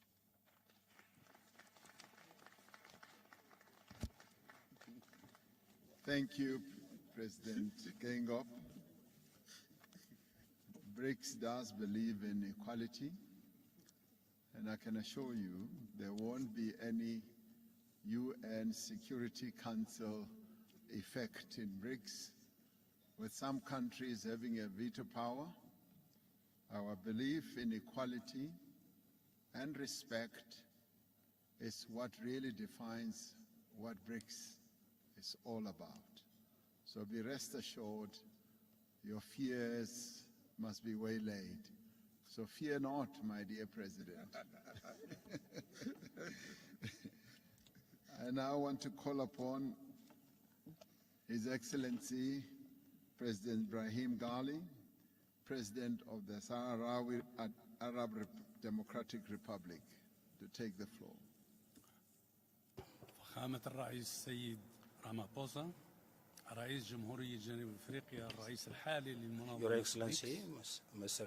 Ramaphosa, President Ramaphosa, President of the Republic of South Africa and the current chair of BRICS, Excellencies and honored presidents of BRICS, member states, distinguished heads of delegations representing the BRICS group, colleagues, Your Excellency,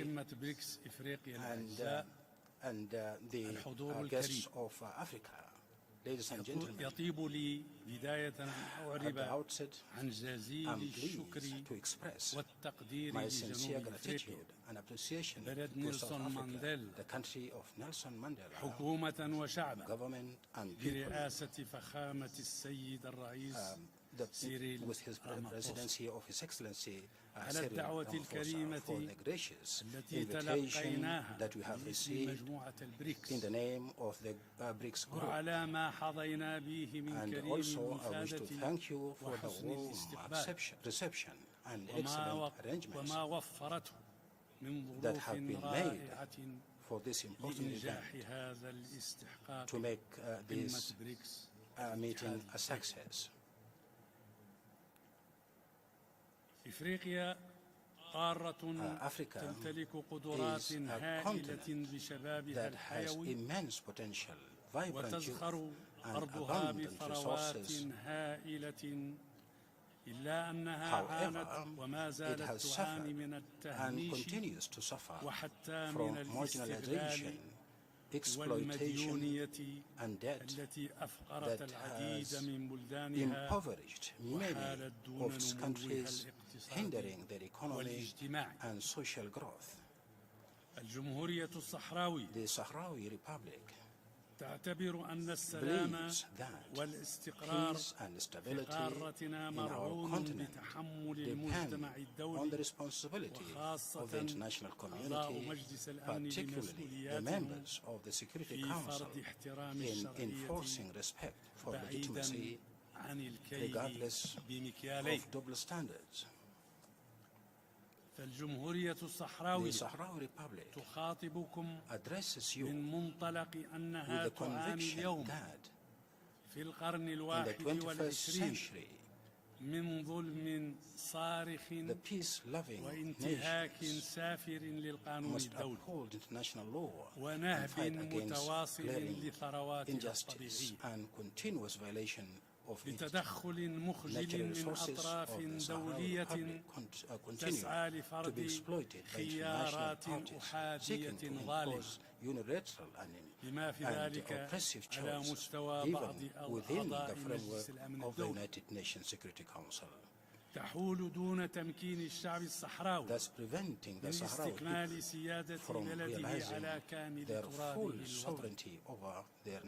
وهكذا أصحاب الفخامة والمعالي والسعادة إن الجمهورية الصحراوية تعتبر أن نظاما عالميا متعدد الأطراف لكي يلبي اليوم تطلعات البشرية يجب أن يكون قائما على العدالة وسيادة القانون الدولي. لا بد له من أن يجعل من حقوق الشعوب في تقرير المصير والاستقلال ومن تصفية الاستعمار ومخلفاته أحد ركائزه الأساسية. لا بد له من أن يضمن خلق ديناميكية جديدة تقضي على الفوارق الظالمة سياسيا واجتماعيا واقتصاديا بين مختلف مناطق العالم وتصب في النهاية في مصلحة البشرية جمعاء. لا شك أن ذلك هو الفارق الذي سيميز مجموعة البريكس. كل النجاح والتوفيق all success and prosperity. Thank you, and may peace be with you.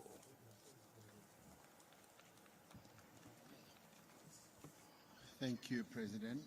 My next speaker is His Excellency Carlos Villanova, President of the Democratic Republic of Sao Tome and Principe.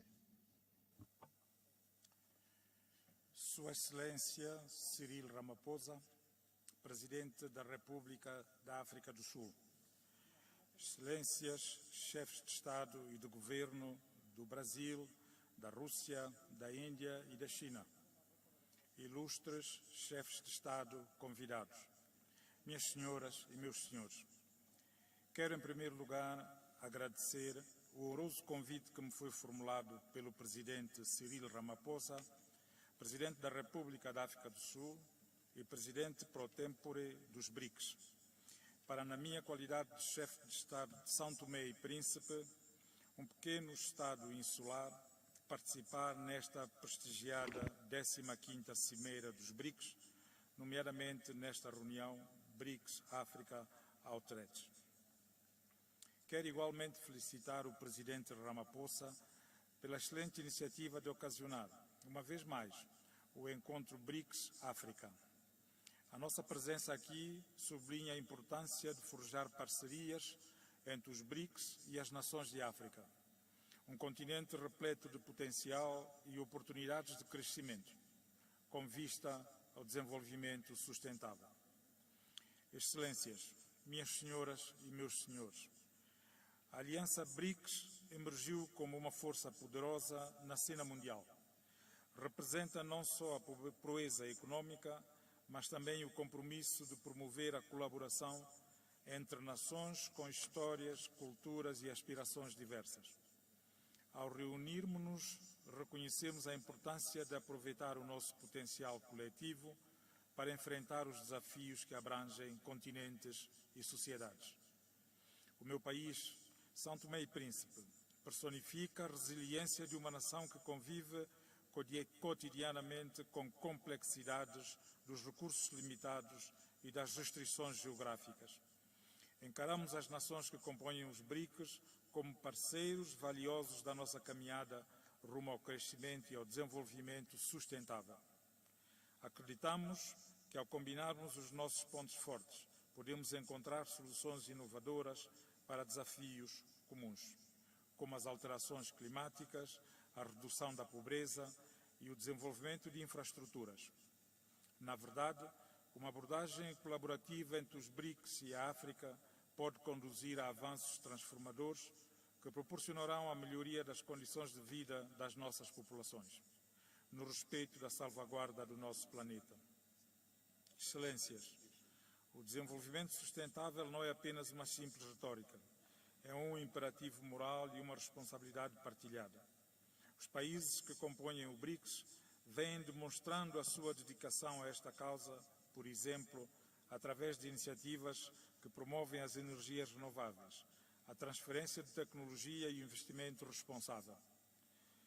Estas são algumas dentre muitas áreas em que a cooperação BRICS-África reveste-se de extrema relevância.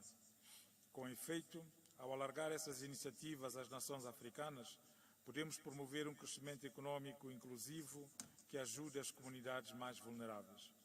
O meu país, por exemplo, pode servir de centro de experimentação de energias renováveis, demonstrando como as práticas sustentáveis podem ser integradas mesmo nos ambientes geograficamente mais limitados. Através do compartilhamento de melhores práticas e cooperação em políticas, poderemos adotar abordagens mais eficazes para enfrentar desafios socioambientais. O princípio do multilateralismo inclusivo está no centro das nossas aspirações. Num mundo cada vez mais interligado, é imperativo que os nossos parceiros reflitam a diversidade de perspectivas e vozes. A ênfase dos países BRICS numa ordem mundial multipolar alinha-se perfeitamente com o desejo de África de ter uma plataforma onde cada nação, independentemente da sua dimensão, possa contribuir de forma significativa. Assim, a parceria com os BRICS, além de configurar um espaço de cooperação mutuamente vantajosa, pode representar para as nações africanas uma plataforma para ampliar a sua presença no palco global, assegurando que as nossas preocupações são ouvidas e que as nossas soluções são integradas no discurso mais alargado. Ao concluir, e na convicção plena de que os nossos desafios, embora numerosos, não são insuperáveis, quero aqui reforçar a parceria entre os BRICS e a África. É um farol de esperança, um testemunho do poder de colaboração e dos objetivos partilhados. Juntos, podemos forjar um conjunto para o crescimento e desenvolvimento sustentável, a paz e o multilateralismo inclusivo.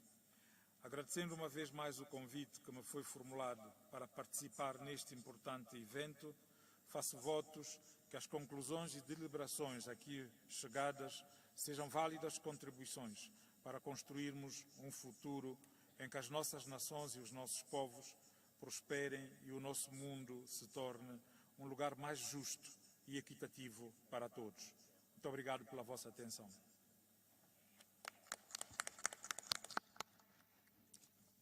Thank you, President. We now move on to my next speaker, and I ask His Excellency, President Macky Sall, President of the Republic of Senegal. Merci beaucoup, Président. Thank you very much, President Cyril Ramaphosa, dear colleagues of member states of BRICS, and then invited nations, Mr. the General Secretary of the United Nations, ladies and gentlemen. Thank you, President Cyril Ramaphosa, for your kind invitation and then the generous hospitality that we received during this 15th BRICS summit. I would like, before I start, to extend my gratitude, my warm gratitude and congratulations to the member states that has just joined BRICS as a full member, namely Saudi Arabia, Argentina, Egypt, United Arab Emirates, Ethiopia, and then the Islamic Republic of Iran.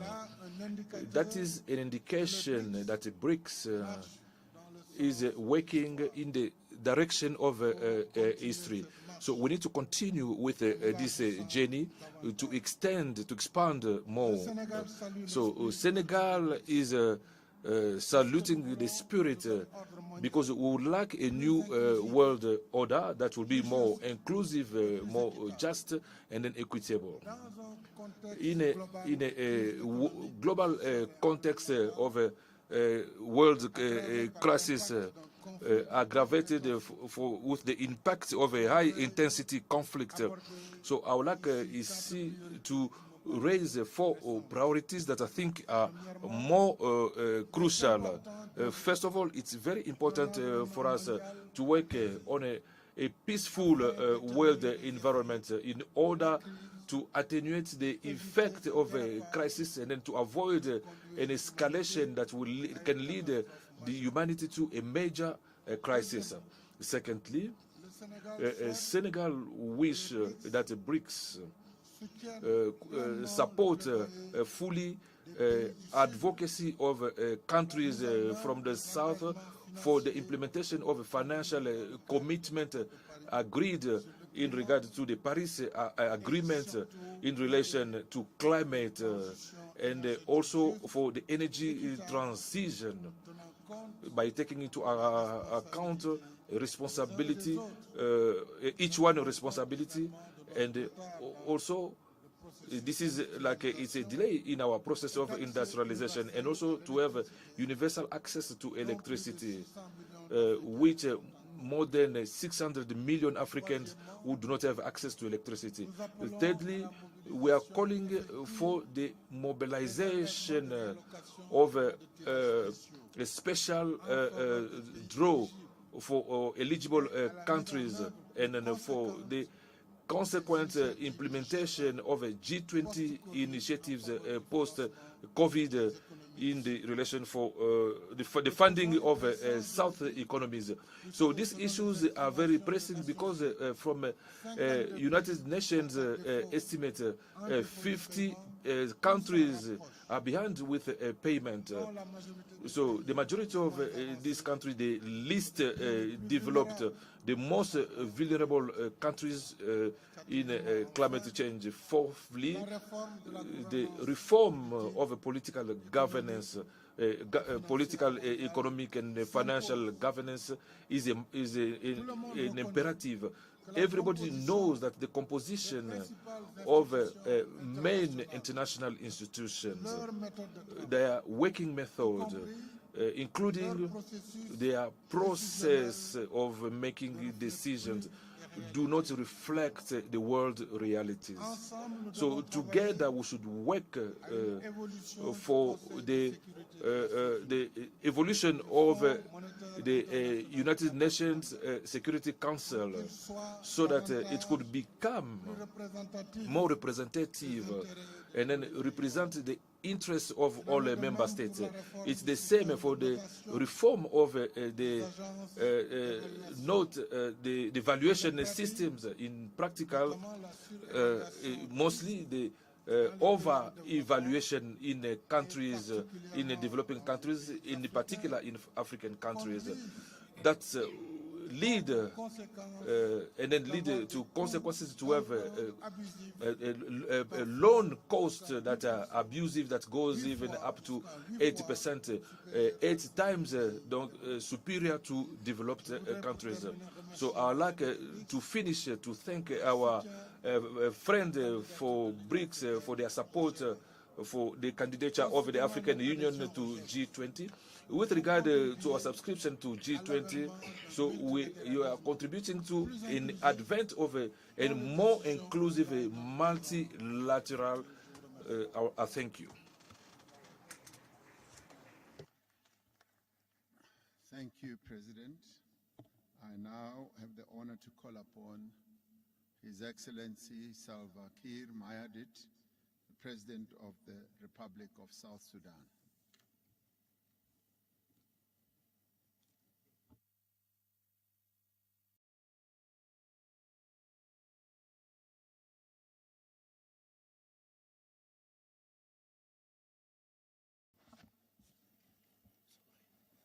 Thank you.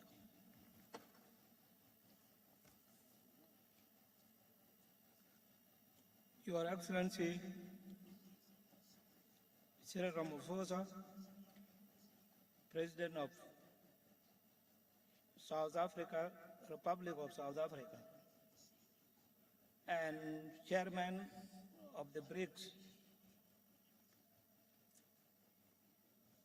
Excellencies, Heads of State and Government, Allow me to extend my sincere thanks to His Excellency Cyril Ramaphosa for inviting me to attend this historic summit. Let me congratulate him for successfully organizing this remarkable event in this beautiful city of Johannesburg. As Africans, we are all proud to host a summit of this magnitude here in the continent. Excellencies, I would like to pay tribute to the founding members of BRICS for their courage and bold leadership to create a new vision for a multipolar world.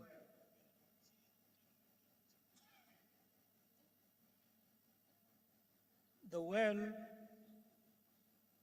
that is governed by inclusive and genuine economic interdependence. The theme of this historic summit, BRICS and Africa, partnership for mutually accelerated growth, sustainable development, and inclusive multilateralism captures this new spirit. With BRICS, people in the global south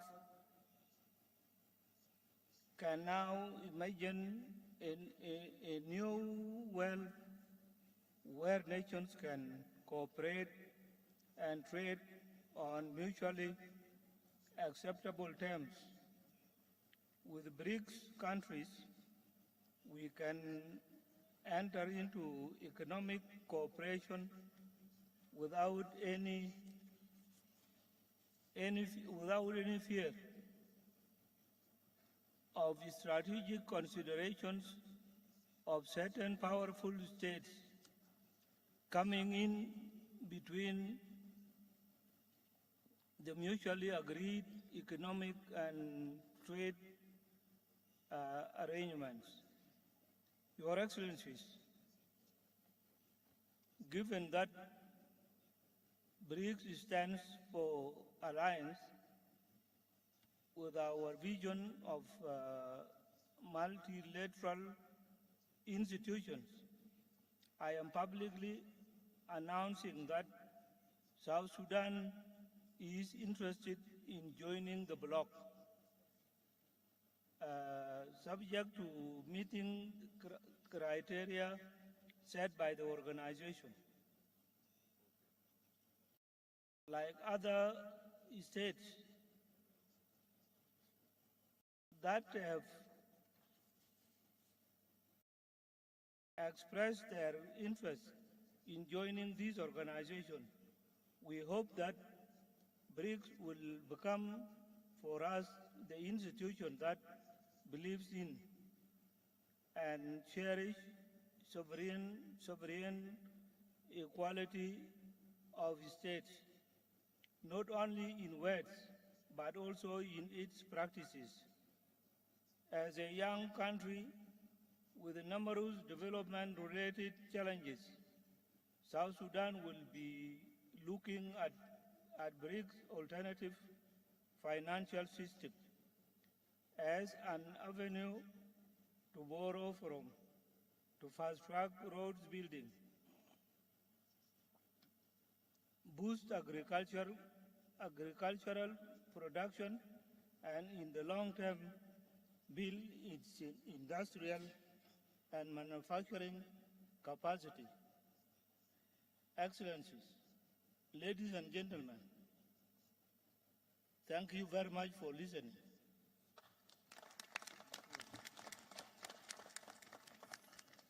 Thank you very much. It's now my honor to call upon Her Excellency, President Samia Suluhu, President of the United Republic of Tanzania.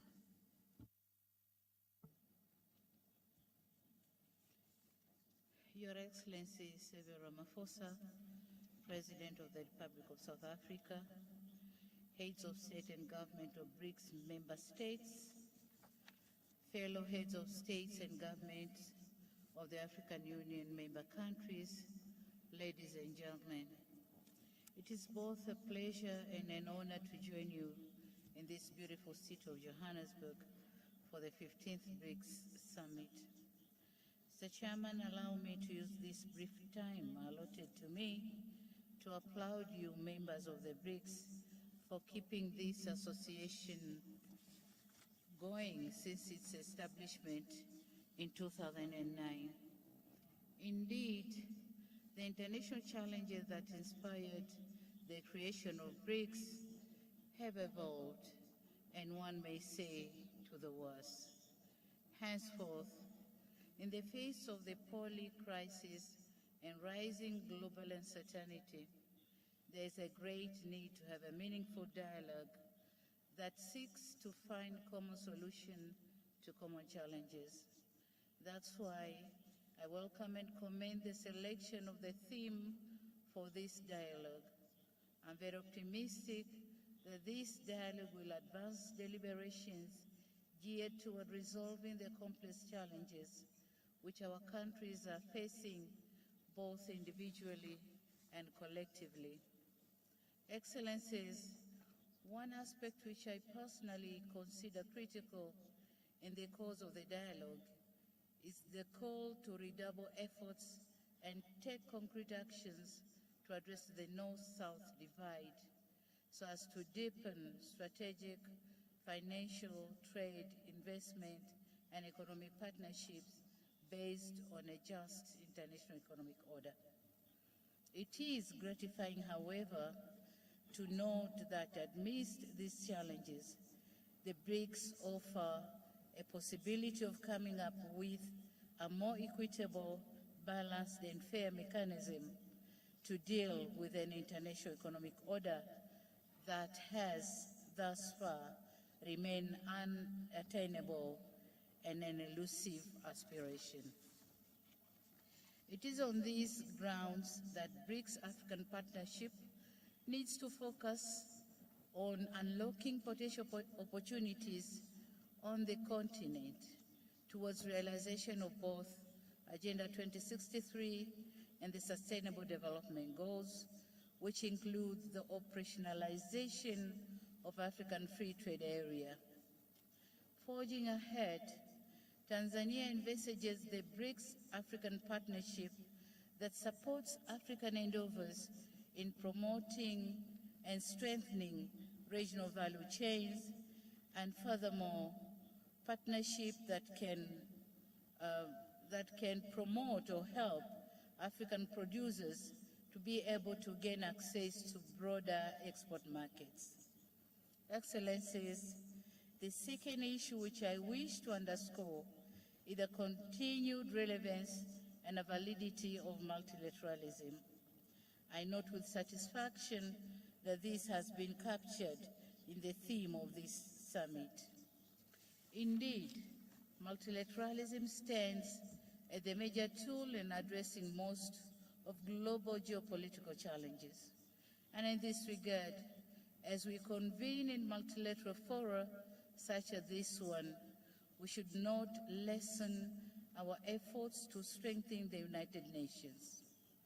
At its 78th years of existence, it remains the sole body with universal membership.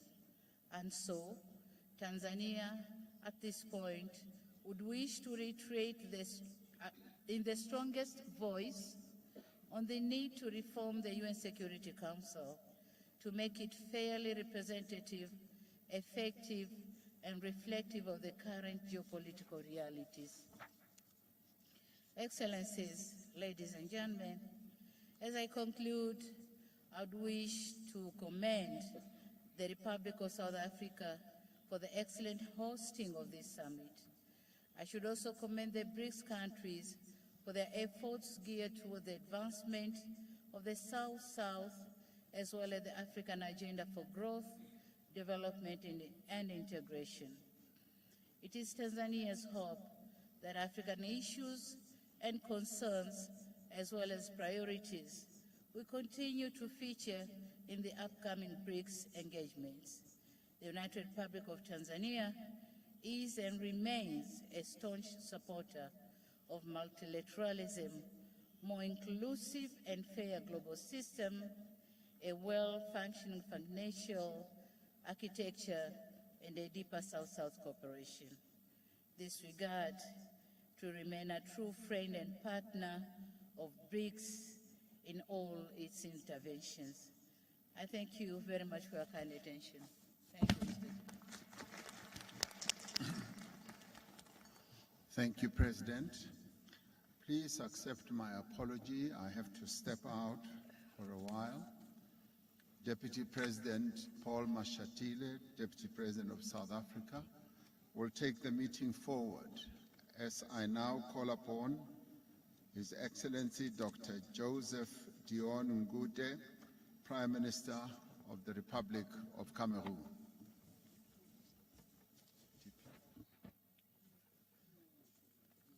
Your Excellency Cyril Ramaphosa, President of the Republic of South Africa, your brother and counterpart, the head of state of Cameroon, His Excellency Paul Biya, received your kind invitation to attend the 15th BRICS Summit here in Johannesburg. The head of state would have liked to be here in person, but owing to a prior engagement, he has asked me to represent him. I hereby take this opportunity to express our sincere thanks to you, to your government, and to the friendly people of South Africa for the very warm welcome given to us since we arrived here, and of course, of the excellent arrangements you've made for this summit. At this moment, I would like to pay a vibrant tribute to the leaders of BRICS, their excellencies, Luis Inácio Lula da Silva of the Federative Republic of Brazil, Vladimir Putin of the Russian Federation, Narendra Modi of the Republic of India, whom we heartily congratulate for the successful landing of the space vessel on the south side of the moon. Excellency Xi Jinping of the People's Republic of China, and of course our host Cyril Ramaphosa of the Republic of South Africa. I wish to emphasize that Cameroon has excellent cooperation ties with each of your countries. Your Excellencies, Head of State and Government, distinguished guests, ladies and gentlemen, further to the 14th BRICS Summit held in Beijing, China in June 2022, which affirmed the ambition to foster a high-quality partnership between the BRICS and open up a new era for global development. The BRICS leaders are at this 15th summit discussing the BRICS Africa Partnership for mutually accelerated growth, sustainable development, and inclusive multilateralism. The challenge is to ensure that we continue to work together to build solidarity around the core values that motivated the establishment of this important group. Our world is currently facing many challenges, including, amongst others, insecurity, terrorism, climate change, cybercrime, the militarization of space, and the malicious use of social media. Faced with these global challenges, the hopes and expectations of our people continue to grow. Individually, countries are finding it difficult to respond promptly and adequately. To this end, Cameroon welcomes and appreciates the various initiatives under discussion for the development of the African continent and for the drive towards a fairer, more united, and more equitable world. This vision of the world is in line with that of Cameroon, based on a commitment to inclusive multilateralism, respect for the sovereignty of states, and other principles of peaceful coexistence in the quest for shared growth and prosperity. Your Excellencies, heads of states and government, distinguished participants, ladies and gentlemen, under the leadership of the head of state, His Excellency Paul Biya, Cameroon is actively engaged in this path. In fact, Cameroon has embarked on a vigorous plan to implement the SDGs and the Agenda 2063 through the adoption of a national development strategy designed to make Cameroon an emerging country by 2035. For example, Cameroon is one of the pioneers in the implementation of the agreement on the African Continental Free Trade Area. In addition, Cameroon, in conjunction with other members of the Congo Basin Forest, which is one of the forest lungs of the world, is working actively to find solutions to climate change. To conclude, I would like to express the hope that the recommendations resulting from this summit will help to strengthen and consolidate cooperation between BRICS and Africa. I thank you for your kind attention. Thank you. Thank you very much, Your Excellency. I now invite Prime Minister, His Excellency Saleh Kezabo of the Republic of Chad. You may make your statement, Prime Minister. Merci, Monsieur le Président. Thank you, President. Excellency, and then head of state for members of the BRIC, and then members from the African Union, Mr. the Secretary General of the United Nations, and then chair of the Economic Regional Community. Allow me to join my previous predecessors to congratulate the President of South Africa, Cyril Ramaphosa, his government, and also the people of South Africa for their warm welcome that reserved to us since we arrived in Johannesburg.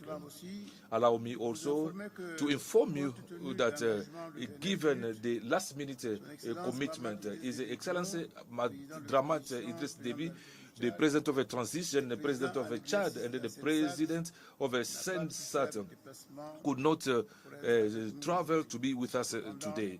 Therefore, so he asked me to come and deliver his message, the message that I was going to read for you as it is written.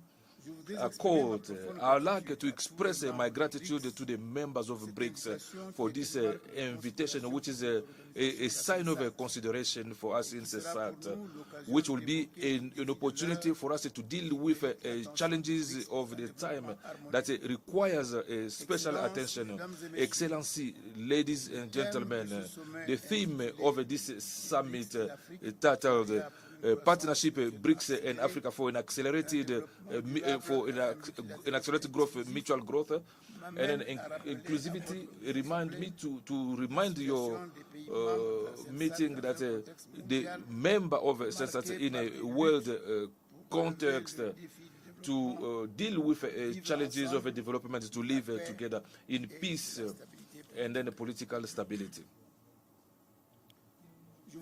I would like to remind that member state of CENSAT, there are also other countries that are going through some challenges where the peace and then stability are permanent challenges. So in fact, the security situation in the Sahel region is for our member states a challenge in the fight against terrorism and then violent extremism,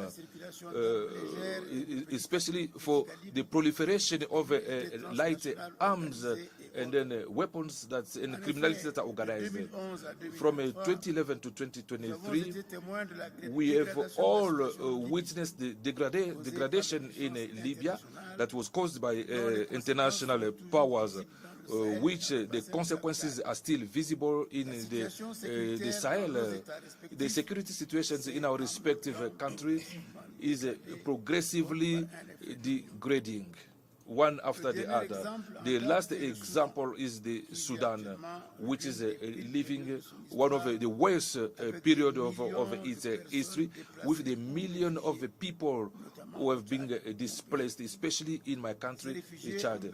Those refugees need urgent help. So we are trying to mobilize. It's now time to ask BRICS and then all of the international communities to be more human by showing solidarity. The member states of CENSAT are facing this situation with responsibility and then determination in order to ensure their part in history and then their contribution on human development. Regardless of these challenges, member states of CENSAT, especially Chad, are a country of economic opportunities that will interest all the BRICS countries. We've got a young population which got a lot of future ahead of them. Excellency, ladies and gentlemen, member state of our regional economic community possess a lot of economical resources, especially in farming, and also on top and then under the surface. Our countries could be excellent partners for BRICS enterprises in these areas that I've just cited. Our countries need to be accompanied so that they can exploit their resources. So BRICS, with their actions, could help member states of CENSAT to increase their living standards. So in terms of mineral exploitation and also in the area of agriculture. Ladies and gentlemen and Excellency, nothing can be achieved in an area where there's uncertain economic growth. Nothing of now concrete can be achieved. For this, we're inviting BRICS member states to ask their commercial banks to come and open offices in our countries to facilitate exchange, facilitate development and infrastructure in the backdrop of a world. It's here the place to salute the birth of the new development bank of BRICS. Excellencies, ladies and gentlemen, around us we are observing that the world is changing. So we should not remain a spectator to suffer the old laws that is not favoring us. We need to have the courage to question all the institutions that came after the World Cup that were created without taking our interests and then the interests of our population. Yes, the world is changing.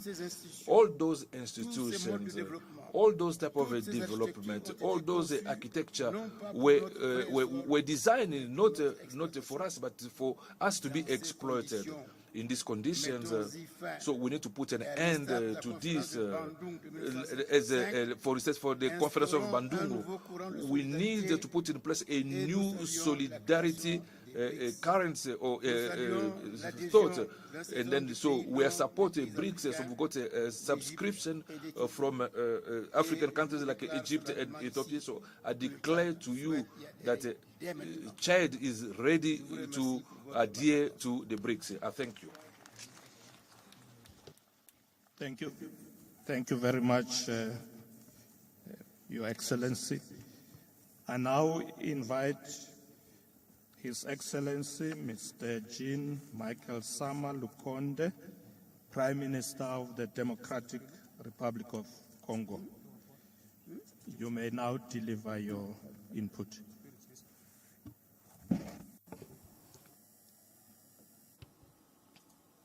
Merci. Thank you. Thank you, President, Excellency, members of BRICS, Excellency, ladies and gentlemen, Head of State and Government and Head of Delegations, the Secretary General of the United Nations, distinguished guests. It's an honor for me to be invited in the name of His Excellency, Mr. Félix Antoine Tshisekedi Tshilombo, the President of the Democratic Republic of Congo, to this 15th summit of BRICS. So I would like, as everyone who spoke before me, to thank the government of the Republic of South Africa for the warm welcome that was reserved to myself and my delegation. So this summit is in the backdrop of the change of paradigm in the macroeconomic in the world, and also for our respective countries. So we have the responsibility to find appropriate solutions to big challenges that the humanity is facing, such as COVID-19, the climate change, and also to achieve the SDGs, and also the transition for energy and the biodiversity. Facing all these realities, there's a need to say that a Kati number in Russia in 2019, in Johannesburg in 2023, there are steps that have been realized, namely the one for the existence of the new development bank and then a common fund for exchange of BRICS in order to consolidate the optimism to face the challenges that humanity is faced with. Going in the same direction, we need to bring our contribution in the Democratic Republic of Congo, who is also facing an aggression war in his eastern part. So he's coming to this summit as a solution country, a country that will solution because the Democratic Republic of Congo has a potential what would be very important for the challenges that I've just listed. First of all, taking from its space, it's a big space, 2,345,000 square meters, having 80% of arable land, which is essential for the development for big agricultural projects. My country has got a 50 million of labor, that's of youth in the area of ecosystem. The DRC has a forest of more or less 155 million of hectares, almost 10% of the tropical forest and 60% of the forest of the Congo Basin. Again, there's important reserves of natural resources. Natural resources of more than 30 dioxide of carbon, and again with is a forest and wildlife. The Democratic Republic of Congo is ranked the 5th world power in terms of biodiversity. With the response on the energy deficit, my country has got a potential of photovoltaic estimated at 70,000 megawatts, thanks to this natural exposition in the equator line. Again, an important energy potential of almost 37% of African potential and 6% of the world potential.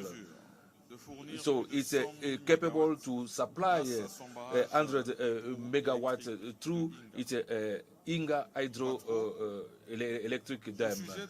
Fourth, on the issue of energy transition, it's worth noting that the Democratic Republic of Congo has got beyond 60% of the world's production in production, other than lithium, which is known by country, has got other important crucial minerals that facilitate the manufacturing of batteries, and which is the request is increasing during this time of renewable energy.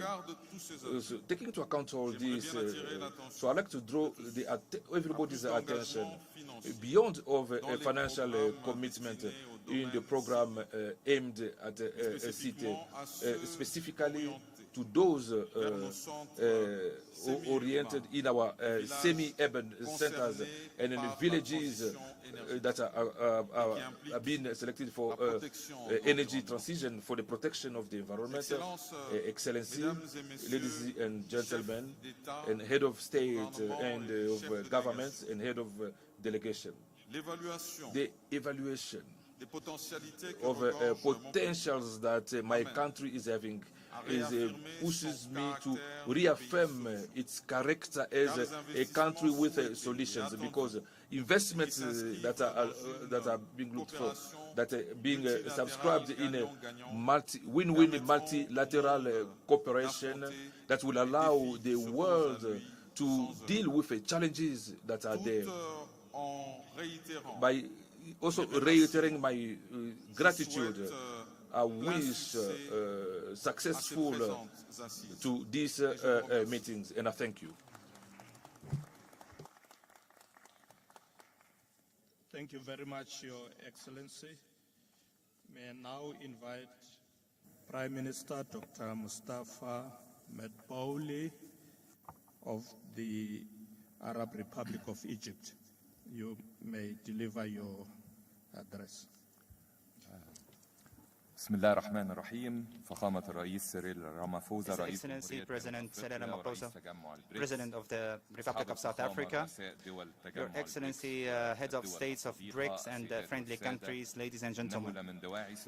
It is my pleasure to participate today in this meeting that is being held in the format of BRICS Plus under the theme BRICS in Africa, Partnership for Mutually Accelerated Growth, Sustainable Development and Multilateralism. And please allow me to start to express my deep appreciation for the President of South Africa, for the host of this important meeting in these exceptional circumstances that is the world seeing, which sees unprecedented complexities that has impacted on the developing and countries. I would like to welcome the step that is recognized by the BRICS in terms of expanding the BRICS, which I believe that it will make it more effective and more able to express on the international scene.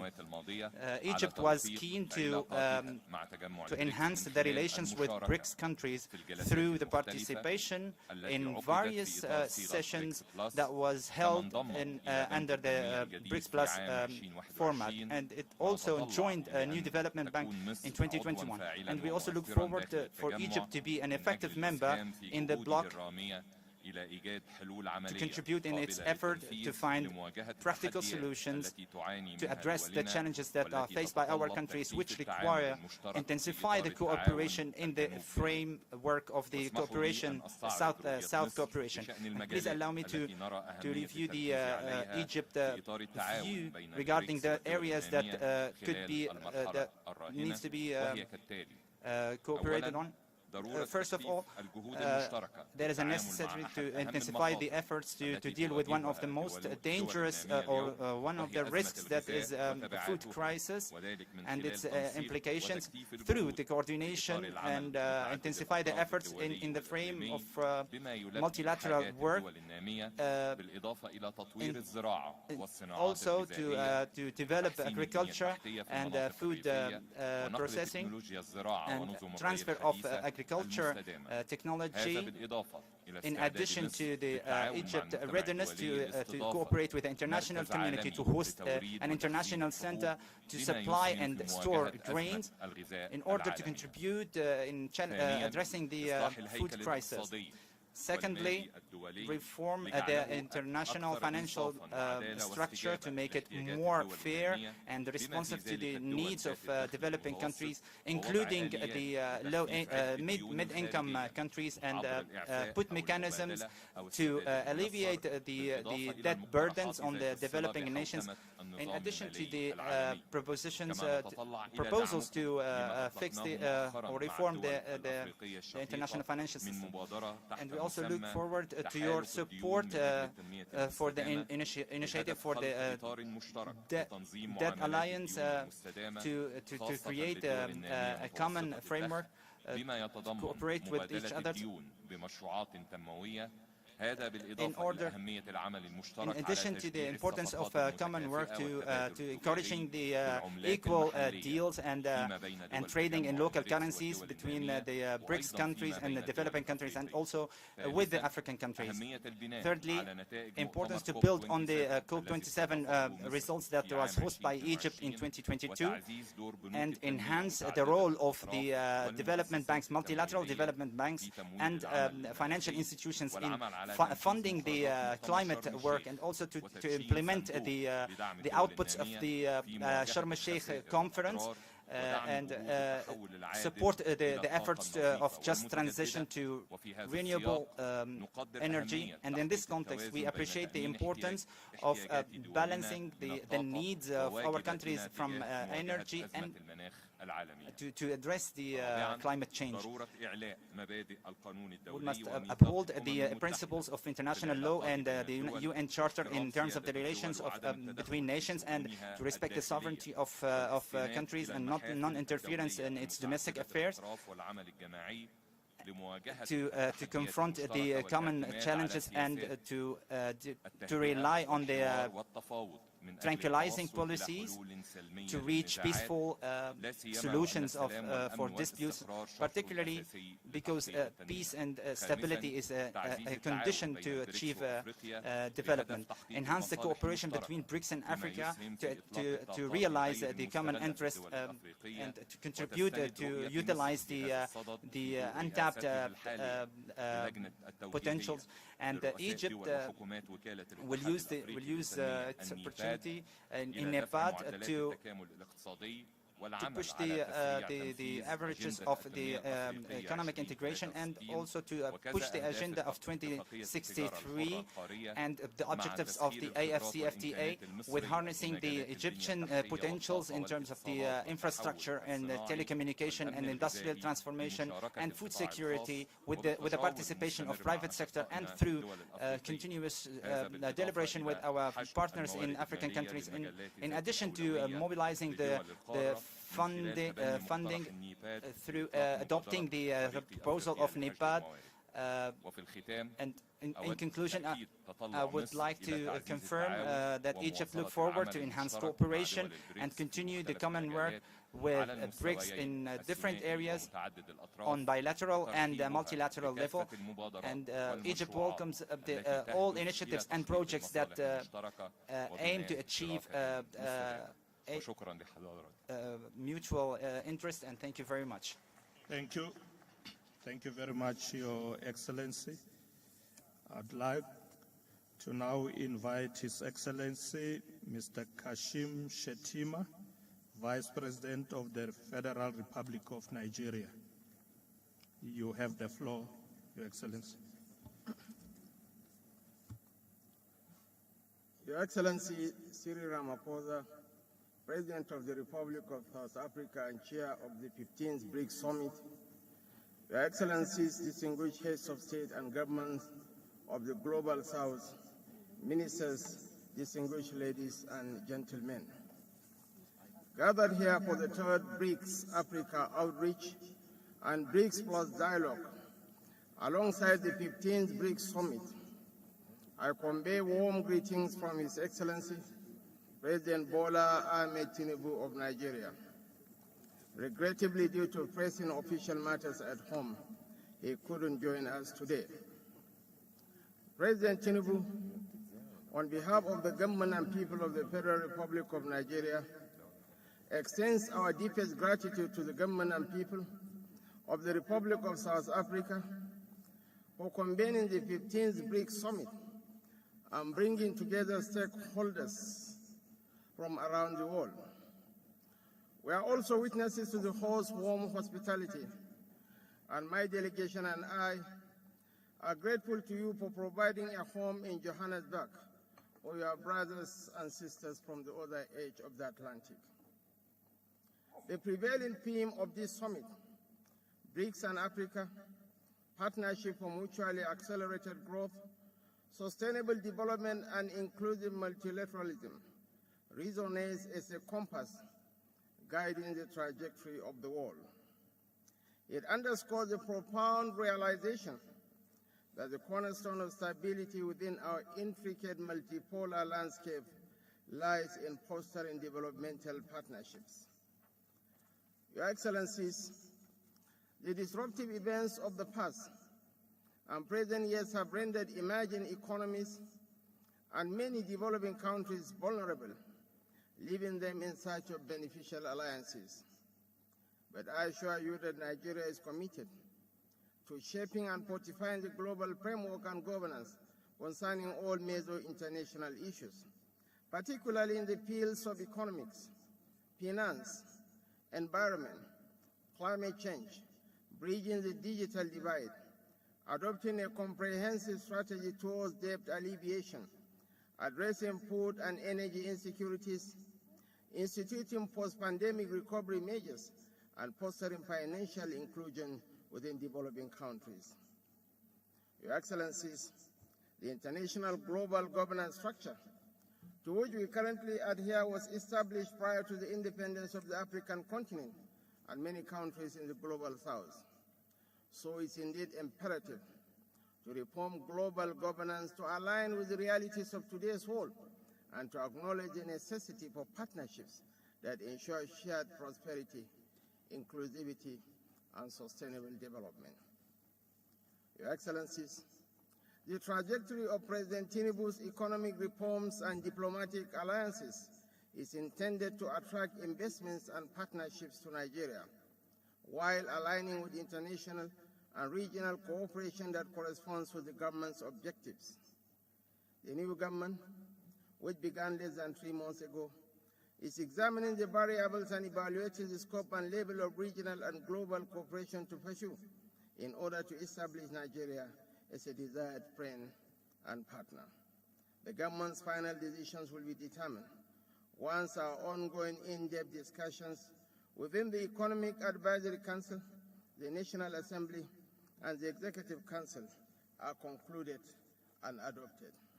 It is needless to add that Nigeria is Africa's largest economy, and with a population of 220 million people, is undoubtedly the most populous country in Africa. Mr. Chairman, as we approach the target completion date of the Agenda for Sustainable Development Goals, the reality of achieving the SDGs remains bleak for many countries, especially developing ones. These nations confront historical developmental vulnerabilities and challenges that are beyond their control. Thus, it is imperative for us to unite within regional groups and forge a novel form of international cooperation. This endeavor aims to foster global economic governance reform while enhancing the representation and voice of emerging market economies or developing countries. Your Excellencies, in a multipolar world, creating mutually beneficial partnerships is challenging, but can be overcome through proper alliances, realignments, and the use of rules-based multilateralism.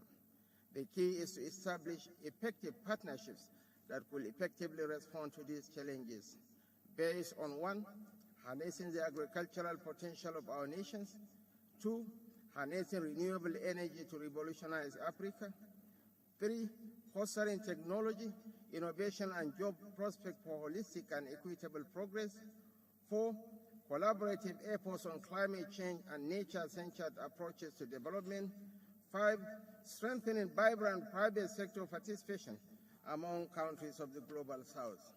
And 6, nurturing youth employment and skill building as a deterrent against terrorism, organized crime, and related challenges.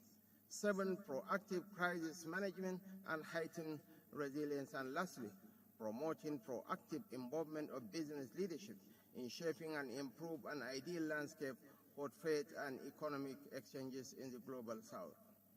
We therefore look forward to working closely with BRICS members and other regional alliances. Our aim is to join forces with nations sharing our vision. Our aim is to foster a partnership aimed at expediting growth and sustainable development across the African continent and the Global South. Thank you very much for listening. Thank you very much, Your Excellency. I now invite Her Excellency Ms. Jessica Walupo, Vice President of the Republic of Uganda. Your Excellency Cyril Ramaphosa, the President of the Republic of South Africa and Chair, I am here to represent His Excellency Yoweri Kaguta Museveni, the President of the Republic of Uganda, and to present to you his message, which reads as follows. Your Excellencies, heads of state and government of BRICS countries and all other invited countries, I have sent Her Excellency, the Vice President Jessica Alupo, Major Retired, to represent us because I had an internal program that had been arranged long before. However, these are our brief comments. The human race has been here for 4.5 million years, ever since man evolved into Homo sapiens from lower primates. During all that time, man has faced two major oppressions. These are oppression by nature, e.g., disease, hunger, droughts, floods, earthquakes, etc., and oppression by fellow man, e.g., slavery, imperialism, aggression, feudalism, dictatorship, etc. Man has been responding to both oppressions. He has been responding to oppression by nature through scientific discoveries and better socio-economic organization. Hence, the discovery of fire 1.5 million years ago, the domestication of crops 10,000 years ago, the domestication of animals or livestock 10,000 years ago, the invention of the steam water pump in the year 1698 by Thomas Savery, and the invention of the steam engine in the year 1823 by George Stephenson, etc., etc., are all the phenomena that enabled man to handle better the oppression of man by nature. These are steps that the whole of the human race should welcome and share. Unfortunately, on account of ideological bankruptcy and parasitism, these advances in human knowledge are more often than not used to reinforce the oppression of man by man. That was the situation with the invention of the use of iron tools and weapons, the invention of gunpowder, etc., by some communities that pioneered these advances against those communities that were still lagging behind in respect to those inventions. God equipped man with three characteristics that have enabled him to find solutions to the two oppressions against man mentioned above: oppression by nature and oppression by fellow man. The three characteristics are a superior brain, bipedalism or ability to walk on two legs, and a hand that can do work create tools and use them to do work and create more complicated tools and machines. Therefore, oppression of man by nature, e.g. by droughts, floods, diseases, should not be a problem anymore if it was not for the parasitism which leads some actors not to share knowledge with others or use knowledge to oppress others. This is a distortion that needs to be combated. Your Excellency, by sharing scientific knowledge and management practices, many problems caused by nature to man would be solved if we also banish parasitism. The danger to the environment is, for instance, caused by greed and parasitism of some actors in the world and individual countries. Your Excellencies, the struggle against oppression of man by fellow man has been progressing, but again with unnecessary interruptions caused by imperialism in the last 600 years, feudalism and other forms of dictatorships. In the fight for freedom from oppression of man by fellow men, it is important to remember what the Bible teaches us. In the book of Acts of the Apostles, chapter 17, verse 26, it goes as follows. And he has made from one blood every nation of man to dwell on all the face of the earth, and has determined their pre-appointed times and the boundaries of their dwellings, so that they should seek the Lord in the hope that they might grope for him and find him. I close quotes. Therefore, Your Excellencies, nations and the boundaries of those nations are the work of God, and nobody should interfere with the work of God. Imperialism is therefore a heathen, unchristian idea. Therefore, in the fight for the emancipation of man from oppression of man by fellow men, we should respect the choices of the different nations and countries.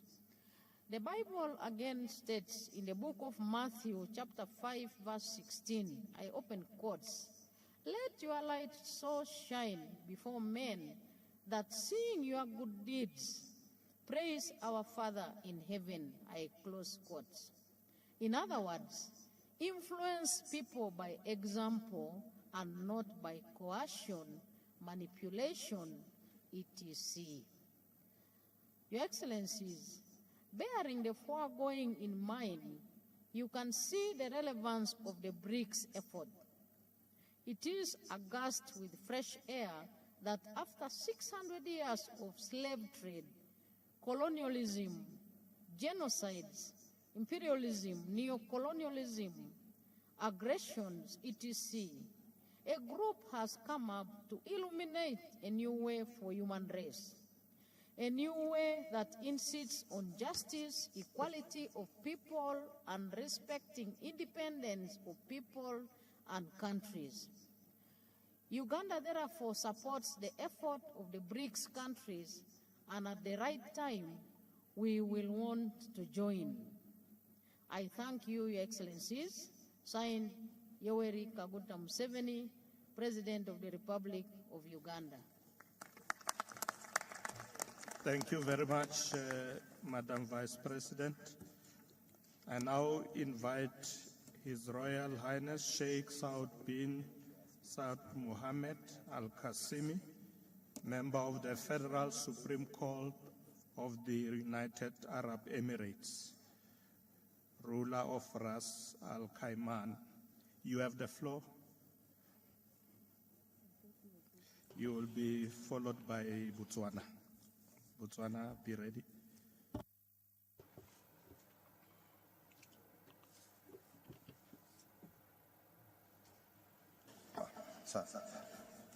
فخامة سيريل رامافوزا رئيس جمهورية جنوب of the Republic of South Africa, أصحاب الفخامة والمعالي presidents and prime ministers, ladies and gentlemen, greetings. I would like in the beginning to thank His Excellency Cyril Ramaphosa for the successful organization and the hospitality that we have received from the people of South Africa. We appreciate the position of the BRICS members to include the UAE into this group. In the recent years, the UAE has continued its search to obtain membership in international organizations while committed to enhancing dialogue and international economy, and our approach is to follow cooperation in order to find solutions to the problems facing our world, such as climate change, poverty, and healthcare, education for the most vulnerable segments of our society. Many loopholes, economic loopholes or developmental loopholes in other areas, and we would like to take the opportunity to communicate with other countries and peoples within this group and outside the group in order to achieve prosperity at large space that includes all the people of this world. Ladies and gentlemen, Your Excellencies, ladies and gentlemen, the BRICS community, which represents a quarter of the world economy and home to half the population of the world, is prepared to play a pivotal role in shaping international agenda and setting the international agenda in the coming years. In this regard, I see that it is most important to emphasize that the United Arab Emirates is considered one of the most of commercial partners, investment partners to the members of the BRICS group, as the non-oil trade has reached $750 billion and investment $38 billion between the year 2018-2023. It is worth mentioning that the United Arab Emirates is the second country that is not founder to join the new development bank in 2020. This emphasizes our understanding, a very early understanding of the role that BRICS can play in enhancing international development and economic growth for all. On the other hand, the United Arab Emirates has shown a strong commitment to political participation and close diplomatic participation with the BRICS countries, and in a wider area using an open approach to international affairs, whether the framework of partners with the COP28, which was going to be held in Dubai in November, or other forums of multi-parties. Your Excellencies, ladies and gentlemen, the meeting of today in Africa indicates our joint objective, which aims to build something more than multilateralism. The United Arab Emirates is keen to benefit from international forums, including BRICS, to establish new partnerships and to support development agenda in the global south, in the sense that it is a trade partner and investor in the African continent. Ladies and gentlemen, allow me to reiterate that the United Arab Emirates, being a country that lies in the crossroads of trade routes, is very keen to enhance peace and stability, prosperity in the Middle East, and aspires to enhance wider partnerships with BRICS today and tomorrow.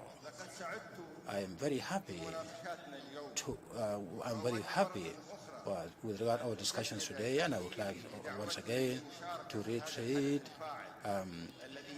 my appreciation of having invited me to participate in this platform. Thank you very much. Thank you very much, Shukran. Royal Highness. And now invite His Excellency Slamba Tsohwane, Vice President of the Republic of Botswana. Thank you, Mr. Chairman.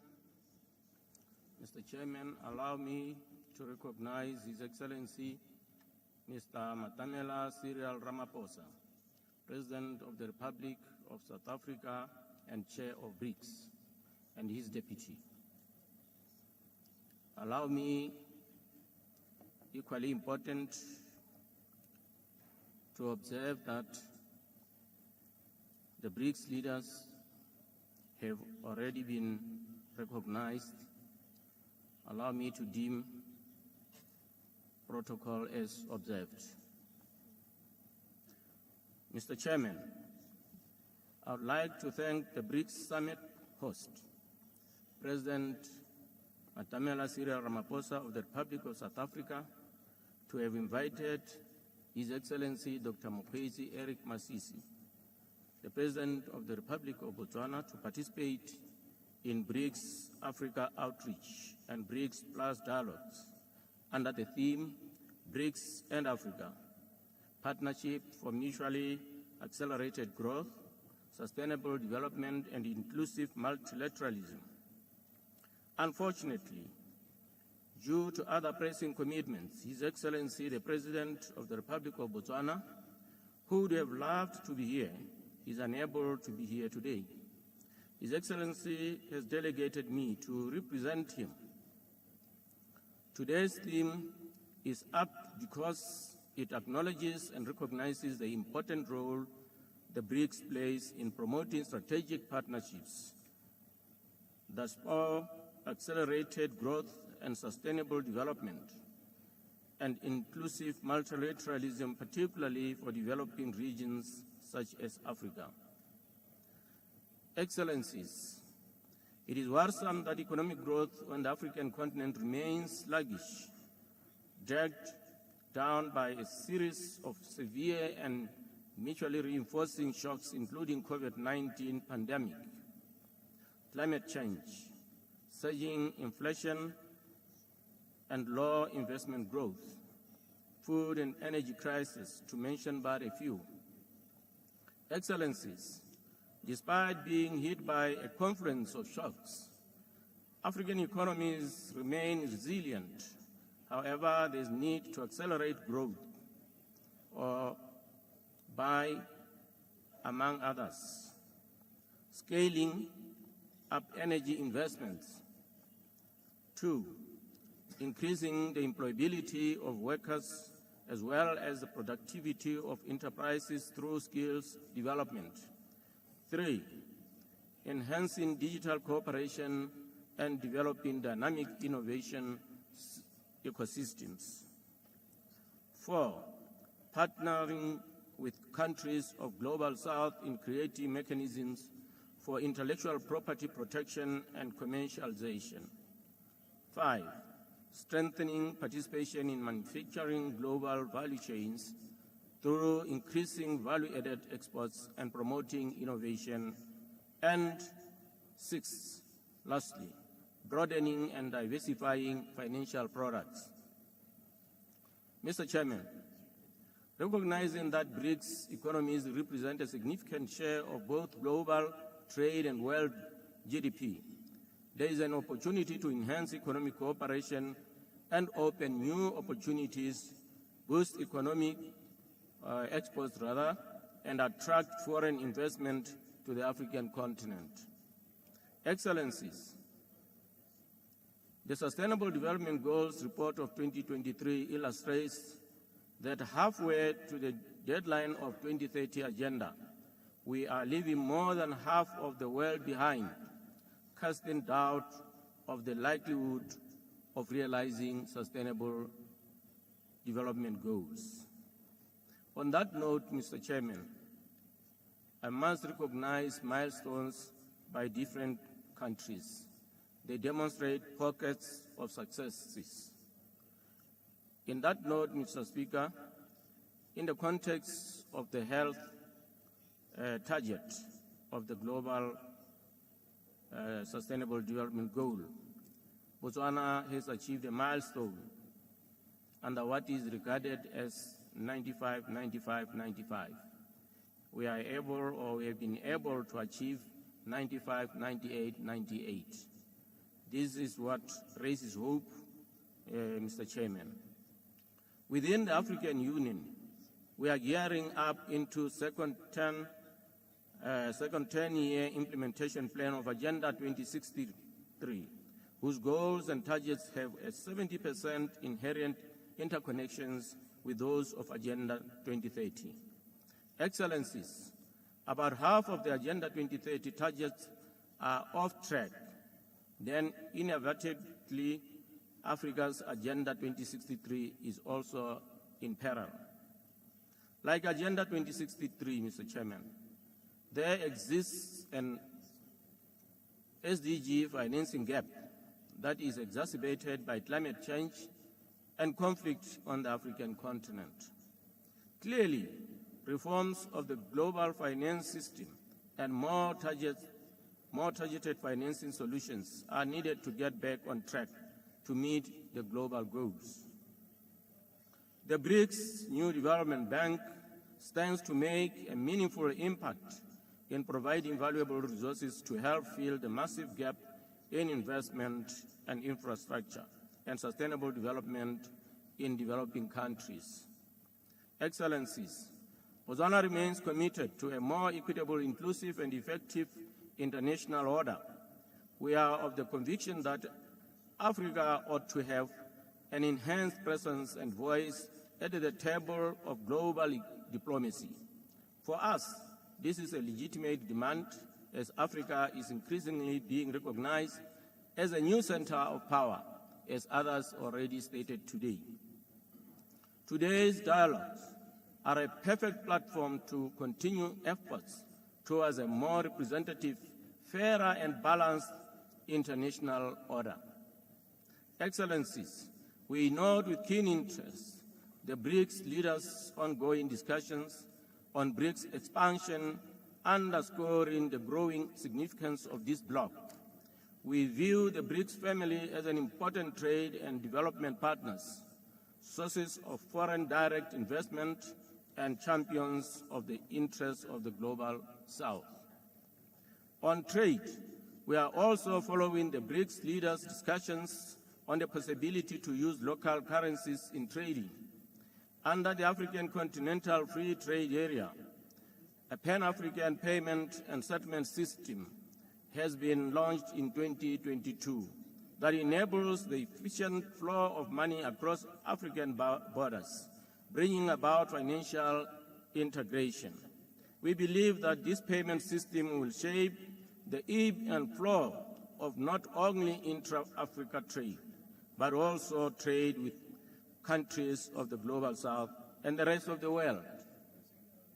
As previous speakers have clearly stated, partnerships in a bedrock of the BRICS since its founding. In this respect, I commend the BRICS country to promoting inclusivity and engagement with our beloved continent of Africa through the BRICS Africa Outreach and BRICS Plus dialogue. Before I conclude, Mr. Chairman, I would like, Mr. Chairman, because of other pressing commitments, to seek leave immediately as I have concluded. I thank you very much for your attention and your endurance for a long day. Thank you very much. Thank you. Thank you very much, Your Excellency. I now invite His Excellency General Nyikadzino Chiwenga, Vice President of Zimbabwe.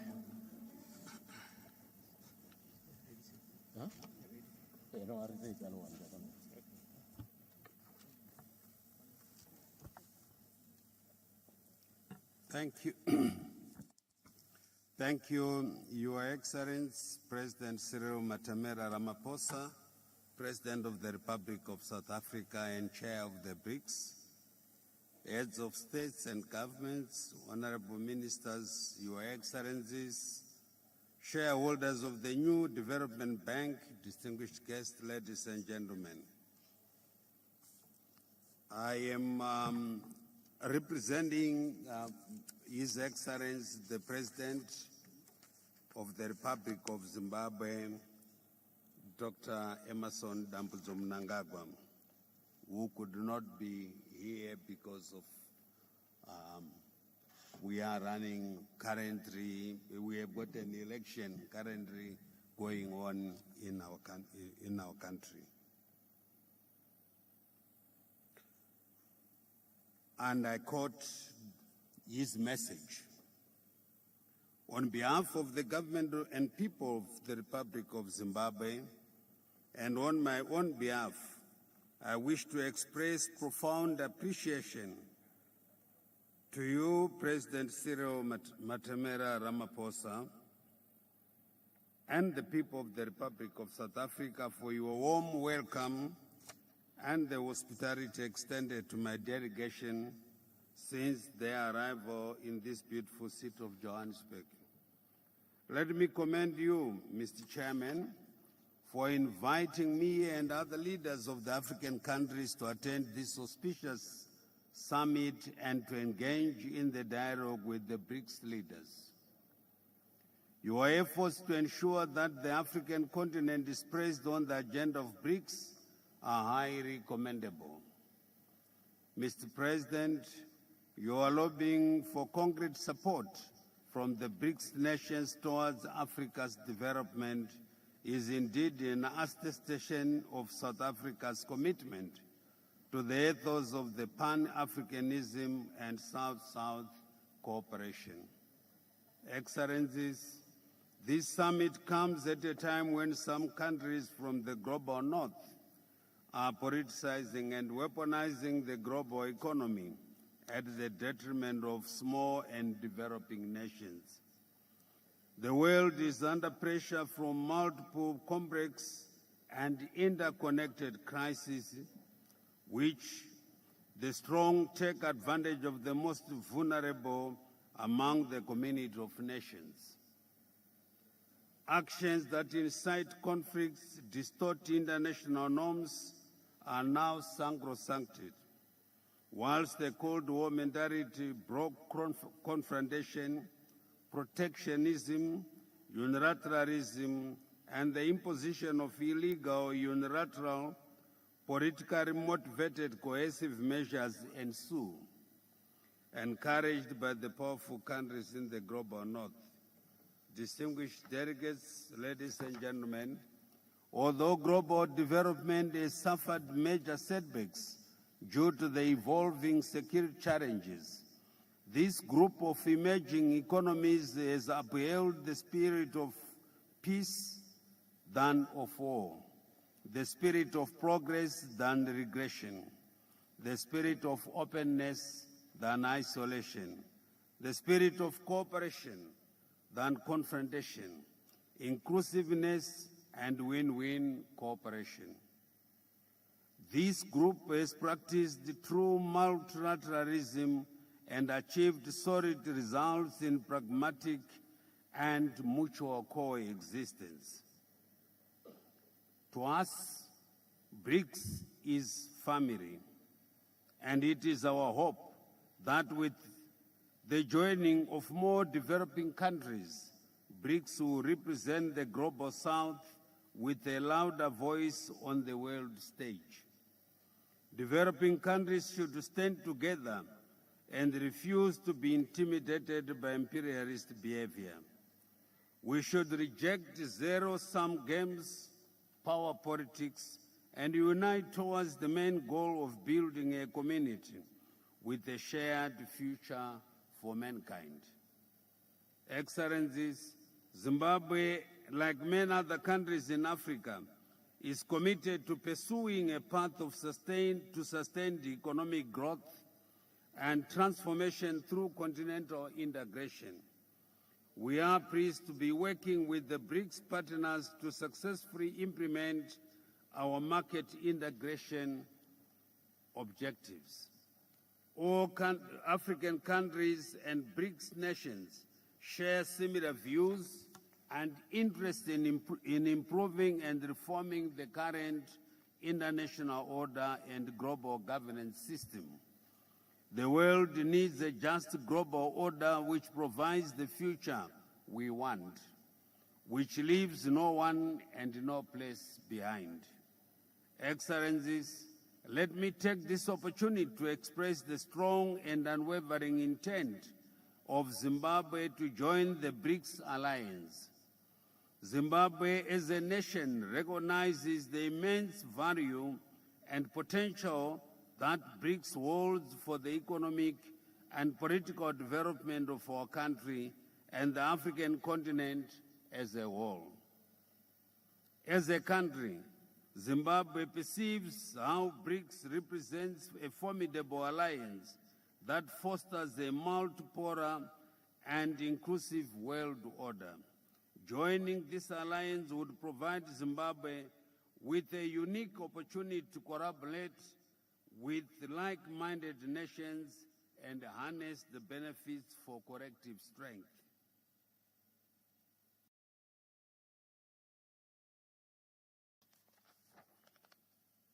Excellencies, as a country, Zimbabwe applauds the establishment of the new development bank and the proposal to use local currencies between member states in the BRICS and other countries of the South.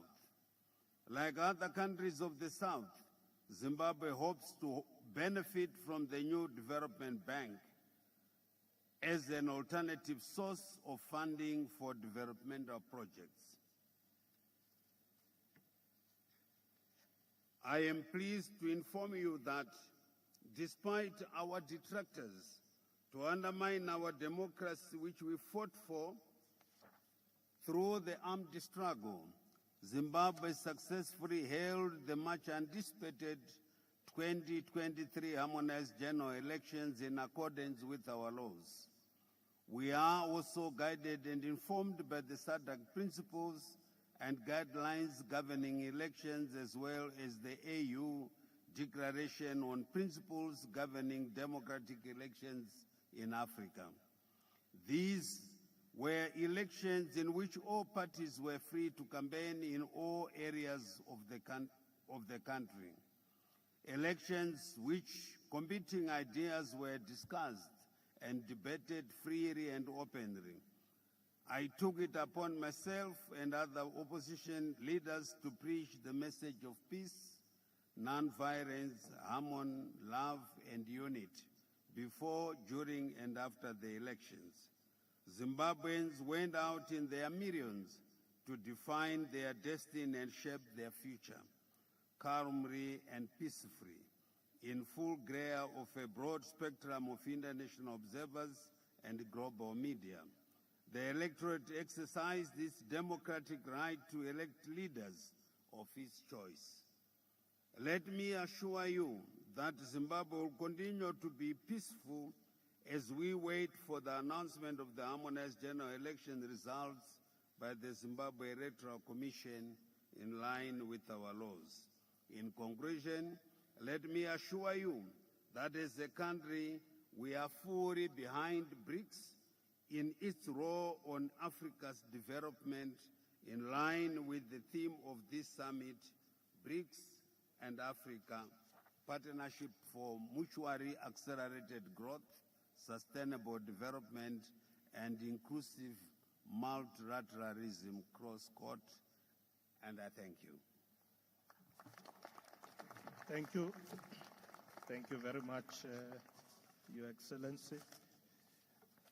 I now invite His Excellency Don Pramudwinai, Deputy Prime Minister and also Minister of Foreign Affairs of the Kingdom of Thailand.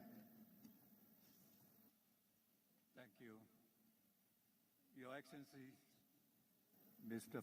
Paul Mashatile, Deputy President of the Republic of South Africa, Secretary General of the United Nations, Honorable President and Prime Minister, distinguished delegates. I wish to thank the government of South Africa for hosting this BRICS Plus meeting at a time and juncture where vision, courage, and leadership are so needed to meet the increasingly complex challenges of our world.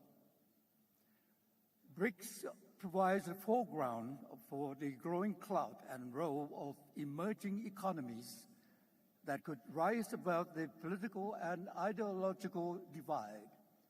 It represents a novel type of cooperation that not only recognizes but respects each nation's sovereign rights. It seeks to find a common ground for advancing tangible and intangible developments that are inclusive and sustainable, and based on the shared interest and common benefits of our peoples. After all, rising tide should raise all boats. Thailand welcomes the decision of BRICS leaders to expand the grouping's membership so it truly represents the world's diversity and inclusive development. On our part, Thailand has partaken in all three BRICS Plus meetings since it was launched in 2017. Our participation is not just to show up, but to demonstrate our shared vision with that of BRICS and our commitment to quality development as a unifying and enabling factor of world peace and common prosperity. On the matter of African outreach, our engagement with Africa dates back over a few decades. We have projects in more than 50 African nations, providing scholarships, sharing our development models of sufficiency economy philosophy that focuses on sustainability and grassroots participation to foster that sense of ownership. We share our experience in the new bio-circular green economic model that highlights the complementarity between development and environmental equilibrium. Two facts evident in BRICS and BRICS Plus efforts is the importance of multilateralism and cooperative competition, or co-opetition, that leads to the constructive outcomes for all involved, because its primary motivation is not to win at the expense of others, but rather to gain and optimize knowledge of relative competence for development and cooperation. Your Excellencies, Mr. Deputy President or President at this juncture, distinguished delegates, Thailand shares the same fundamental policy direction with BRICS and BRICS Plus of enhancing the role of emerging economies and South-South collaboration in addressing the global governance, as well as the multifaceted human security, being it in the realm of economy, finance, infrastructure, food, energy, or climate change, etc., etc. We seek to further engage with BRICS and all partners in furtherance of the fulcrum for peace, growth, and sustainable development and inclusive multilateralism. Our parting plea to this congregation now here today and the world at large is that we all should strive for peace and unity and turn our differences into our strength for development, not the justification for war and conflicts. I trust that the goal and objective of every government is the betterment of the livelihood of our peoples, not the infliction of sufferings and deprivation. Such is not an unattainable lofty ideal, but our guiding realism as envisioned by the Secretary General of the United Nations in his new agenda for peace. Thank you, BRICS, and thank you, Africa. Thank you. Thank you very much, Your Excellency. And now we invite His Excellency Dr. Ziad Abu Amir, Deputy Prime Minister of the State of Palestine. His Excellency President Cyril Ramaphosa, the President of the Republic of South Africa. Your Excellency, the Chair, Paul Mashatelli, the Vice President of the Republic of South Africa. On behalf of President Mahmoud Abbas, the President of the State of Palestine, I convey the warmest regards and deep gratitude to Your Excellencies for inviting Palestine to this summit. And I also convey the greetings of our President to the leaders of the BRICS group, as well as to all the leaders and participants in this important gathering. Excellencies, as we gather here today at this momentous summit, we are reminded of the remarkable resilience demonstrated by South Africa in its long journey towards freedom and justice. Just as South Africa's unwavering spirit inspired the whole world, we, the people of Palestine, draw strength from that narrative of triumph over apartheid, oppression, and injustice. I stand before you as a representative of a nation that has time and again demonstrated its unyielding commitment to peace, justice, and human dignity. We are honored to be here among the distinguished leaders of BRICS, nations that collectively hold the potential to shape the path of a global progress. Our presence in this summit as one of the friends of BRICS, a coalition of nations eager to join this dynamic alliance, bears testimony to our shared aspirations for progress and prosperity. We recognize the significance of BRICS as a beacon of cooperation, paving the way for a new era of global economic development and equitable growth. We in Palestine fully embrace the goals of the BRICS countries and the summit are trying to achieve, be it managing the dangers of climate change, enhancing sustainable social and economic development, fighting poverty, and ensuring equality and justice in this world of ours.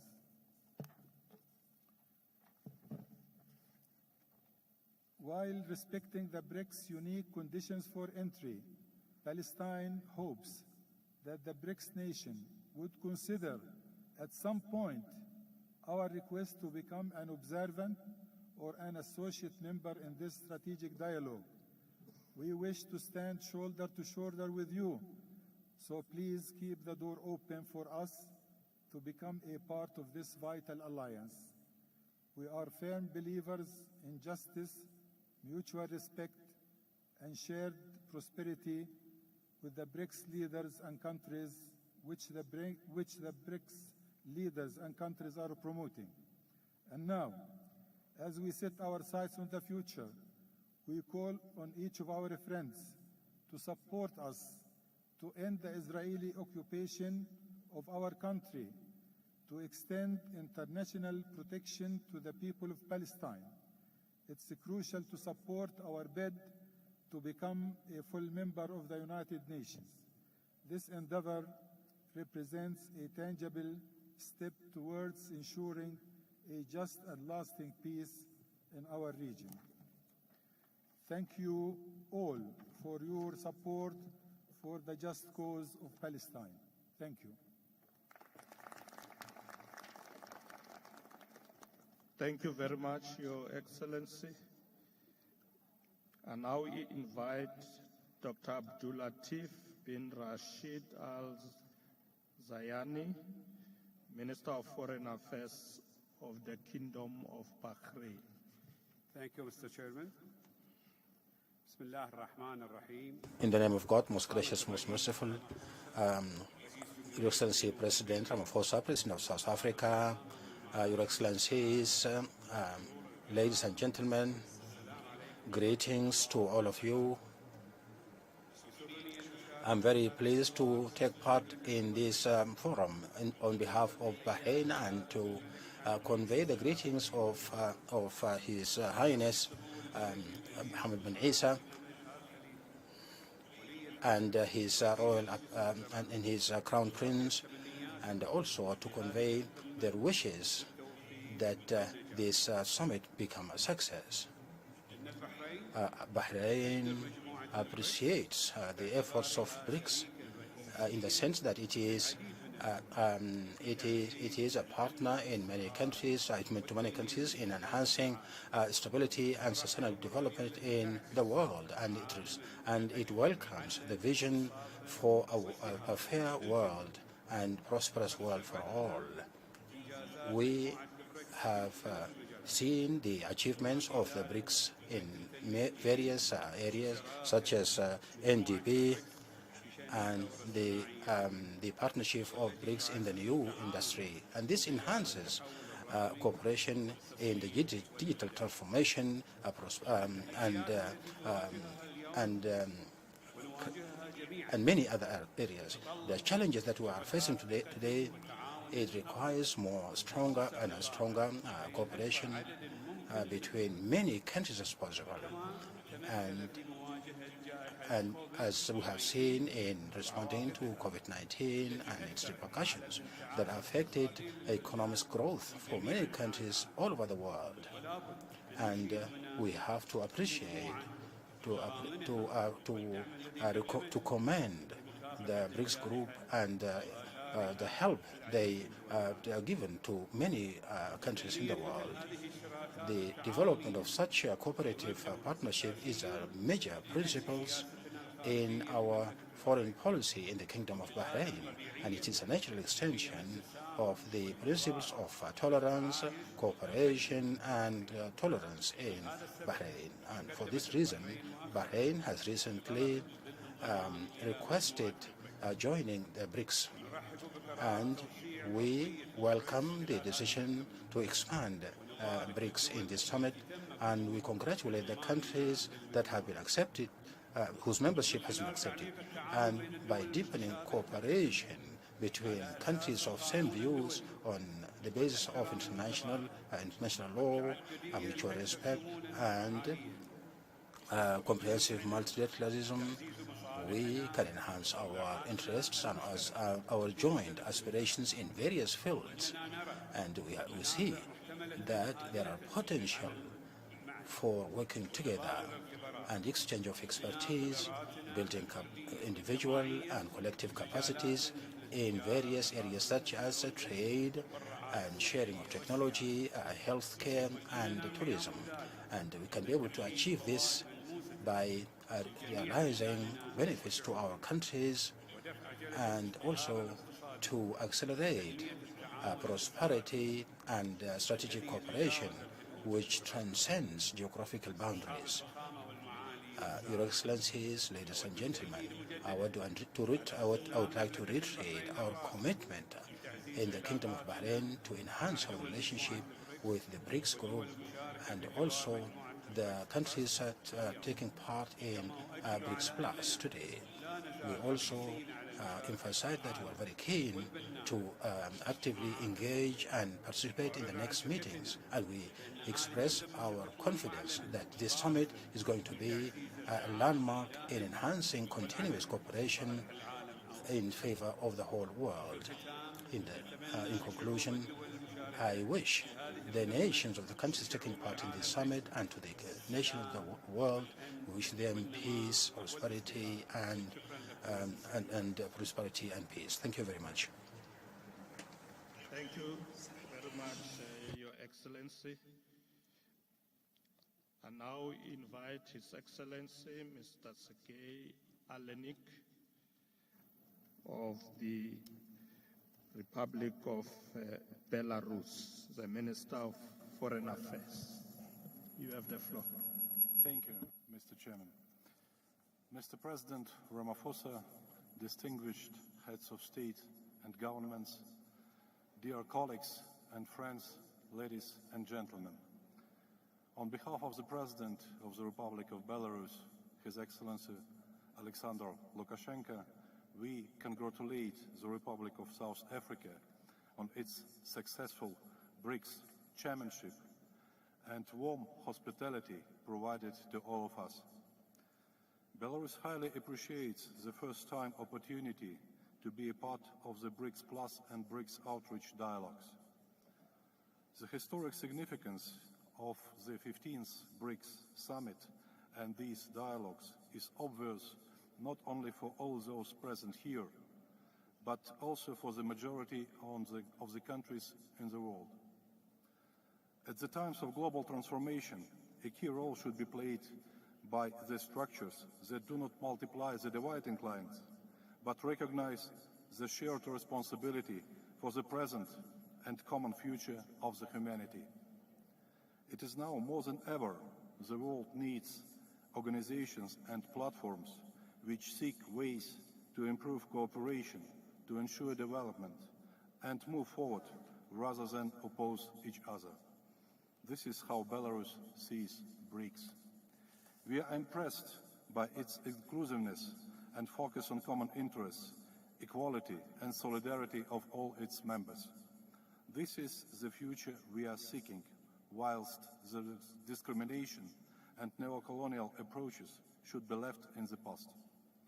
A growing number of countries wishing to join the association is a vivid proof of BRICS' appeal in the region and the world. Belarus is not beyond the pale of this process. Moreover, we maintain a high level of bilateral relations with all the member countries of BRICS. In May this year, President of Belarus officially expressed the intention of our country to join BRICS group. We hope that our application will be favorably considered and accepted. Of course, I would like to take this opportunity to congratulate all the countries which have been approved by BRICS members for the full-fledged membership. We have something to offer, and we are ready to work actively on all issues of its agenda. Belarus supports and generates initiatives aimed at building a more fair and safer world in the global and regional dimensions, and consistently advocates a diversity of ways for countries and people to progress. We are ready to consolidate the efforts and work closely together with the BRICS member countries in these most important areas. We do not pose a threat to anyone and do not generate tension. We advocate peace, creation, and sustainable development. As many of you know, Belarus has been actively involved in peacekeeping efforts in our region for nearly a decade now. Despite an unprecedented illegal pressure my country is facing nowadays, Belarus is strongly committed to the principles of just world order, peaceful coexistence, indivisible security, and mutual respect among all state actors. Belarus is one of the world leaders in exports of IT services per capita. It's a significant producer of engineering, mining, agricultural machinery, chemical and petrochemical products, as well as food. We are a reliable partner for mutual trade and investment for the implementation of joint projects with BRICS members and with all the countries in Africa. We are ready to share our knowledge, and we are rely on joint mutually beneficial work and cooperation. We are ready to make a significant contribution to maintaining international food security, including in the countries participating in today's dialogues. Belarus is one of the world leaders in production of potash fertilizers. Until 2022, our country's share in global potash trade was 20%. Last year, it dropped to 9%. This happened due to illegal restrictions on its transportation imposed by a number of Western countries. As a result, there was a shortage of fertilizers in the world, and their prices went up. In 2022, Belarus' share in the African potash fertilizer market fell from 42% to 3%. As a result, 16% drop in the African grain harvest. In an effort to safeguard our joint interests and to prevent other countries from suffering for the benefit of Western ambitions, we are looking for the new logistics chains to restore fertilizer supplies. However, this requires non-standard solutions and new tools. We are ready to look for them together with you, our esteemed partners. We support the aspiration of the BRICS countries to expand cooperation in logistics and cross-border e-commerce.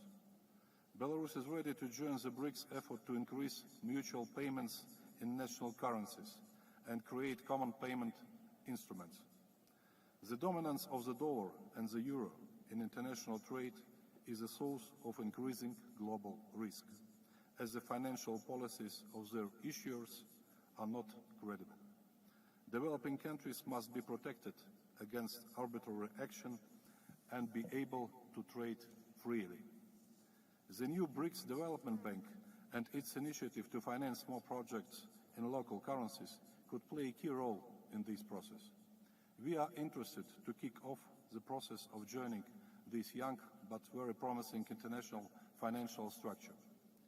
We are convinced that the solution to the challenges our countries facing nowadays would be facilitated by the combined efforts of various regional formats that have similar goals and approaches.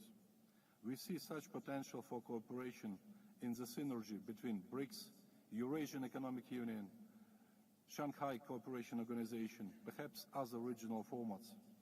We propose to think about the practical implementation of the initiative of the President of the Republic of Belarus to hold a joint summit of these organizations. We also support the initiative to hold the BRICS Sports Games in 2024. If invited, our team will be ready to take part in this significant sports event. Considering current discrimination within international Olympic movement, we believe that all athletes should have the right to show their skills in a fair competition without political speculation. Excellencies, Belarus is confident in the future of BRICS and is ready to work for our common goals and for our common good. I thank you. Thank you very much, Your Excellency. I now invite His Excellency Carlos Pinto Pereira, Minister of Foreign Affairs, International Cooperation and Communities of the Republic of Guinea-Bissau. You have the floor.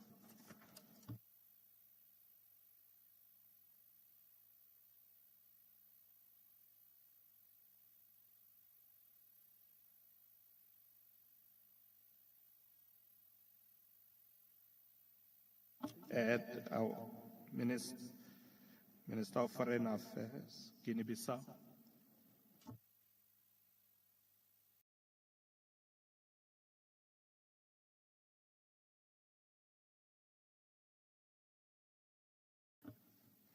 Okay, is the minister not here?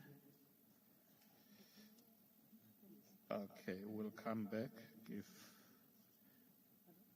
the minister is back in the room. Let me then invite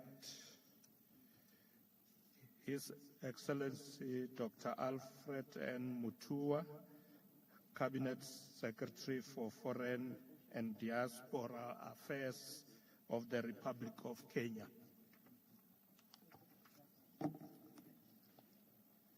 Thank you, Mr. Chairman. Your Excellency Cyril Ramaphosa, President of the Republic of South Africa and Chair of BRICS, Heads of State and Government from Africa and the Global South, Excellency Ministers, all protocols observed, ladies and gentlemen. From the outset, allow me to express my utmost appreciation to you, Mr. Chairman, and the BRICS leaders for extending an invitation to His Excellency Honorable William Ruto of the Republic of Kenya, who could not be here today, but conveys his best wishes for a successful summit. When the great King Shaka Zulu was expanding his empire from Natal to Bulawayo here in southern Africa, my ancestors in Kenya were walking long distances to the Indian Ocean coast to bring goods to other traders from the Middle East, Asia, and beyond. The currency of choice then, whether here or the East African coast, was based on what one needed. You exchanged animal hides and got salt, gold and received silk, ivory in return for spices, among other goods. Today, listening to the discussions here at the BRICS Summit and remembering the way we traded in the current system, which is pegged against most of us, I tell myself that the issues are no longer about if, but when we will adopt a fairer, predictable, and reasonable way of transacting with each other. My ancestors would be shocked, for example, if they woke up today and found that Kenyans cannot use the Kenya shilling to buy goods in the neighboring beautiful country of Her Excellency Samia Suluhu of the United Republic of Tanzania without using an external currency, resulting in high foreign exchange interest and monies lost. Quite ridiculous, to say the least. Last night, during the colorful cultural performances and dinner hosted by Excellency Cyril Ramaphosa, the President of South Africa, he said that our diversity is our greatest strength. This meeting is showing us that our unity, especially the unity of purpose, is the only way forward if we are going to have to change that and be able to benefit from it all. President Lula da Silva, with a Pan-African tone this morning, enumerated the challenges we face in this African continent despite the available opportunities. This has also been echoed very well by the African Union Chair, President Azali Ousmane of the Union of Comoros. They have also stated very well, and many have repeated the same, that what we need is action. Truth be told, for example, many African nations are suffocating in debt that is becoming more difficult to repay. This modern-day slavery of our livelihoods cannot be solved with nice words, but concrete implementation of ideas. The global economy continues to feel the heat from soaring inflation, high cost of debt, and the rising risk of debt distress, slow growth of credit, persistent, disproportionate, and multidimensional impacts of COVID-19 pandemic, as well as the disruptions in the supply chain and the effects of climate change. We propose a systematic resolution of the developing country debt overhang rather than case-by-case debt defaults workouts under the G20 common framework. This debt overhang is a big threat to developing countries' ability to finance development. Now, for avoidance of doubt, we are not saying that we want our debts to be forgiven and forgotten or that we do not wish to meet our obligations. What we are saying is that with the effects of COVID, climate change, international geopolitics, it is impossible for many nations to pay their debts and have anything left for development. That is just the truth. Our proposal is for the debt repayments to be renegotiated and suspended for a period of time, say 10, 15, or 20 years, so that the monies that are available are used for development. We do not want to keep on borrowing because all the monies we have are tied to debt repayments. We have to break the cycle. After the deferred payment period, nations will have developed their economies to such an extent that paying the debts will be easy. Excellencies, ladies and gentlemen, we deeply regret that increased financing gap in developing countries is as a result of an unstable international financial system. Indeed, the unpredictable and insufficient development financing continues to push its economies to the brink. As President Hakainde Hichilema of Zambia put it this morning, the cost of capital has to be addressed. Kenya, like many other developing countries, has consistently expressed concern with the existing world development order, characterized by an asymmetrical international financial system that is discriminative to the developing world. There is no vivid example of inequality and discrimination in the world order as an exclusion in the permanent seat of the UN Security Council. Kenya stands with the sentiment expressed by many, including His Excellency the President of Eritrea, Lesotho, Ghana, Malawi, Namibia, Senegal, and others. At the very least, this situation, this status in the UN has to change. There is an urgent need to broaden as well as strengthen the voice and participation of developing countries in the decision-making and global economic governance as well. We do not want to be participants, but also want to be shareholders. Excellencies, ladies and gentlemen, economic development cannot occur without a stable government. We must all stand together in condemning democratic regimes which usurp the will of the people by overthrowing democratically elected governments, as happened in Niger. We cannot go to an era of coups. Peace, security, and the resultant stability are critical for desired development. In conclusion, ladies and gentlemen, Your Excellencies, allow me to inform you that His Excellency President William Ruto, President of the Republic of Kenya, in his capacity as the chairperson of the Committee of African Heads of State and Government, extends a warm invitation to the African Climate Summit, which is scheduled to take place from 4th-6th September 2023 in Nairobi, and collectively champion and chart a sustainable path in the fight against climate change. The Nairobi Summit will not be business as usual, but will be the beginning of a revolution that will change with climate change is managed and funded. We welcome you all. See you in Nairobi. Thank you. Thank you very much, Your Excellency. I now invite Her Excellency Ms. Yvette Giuliani Sila, Minister of Foreign Affairs of the Republic of Madagascar.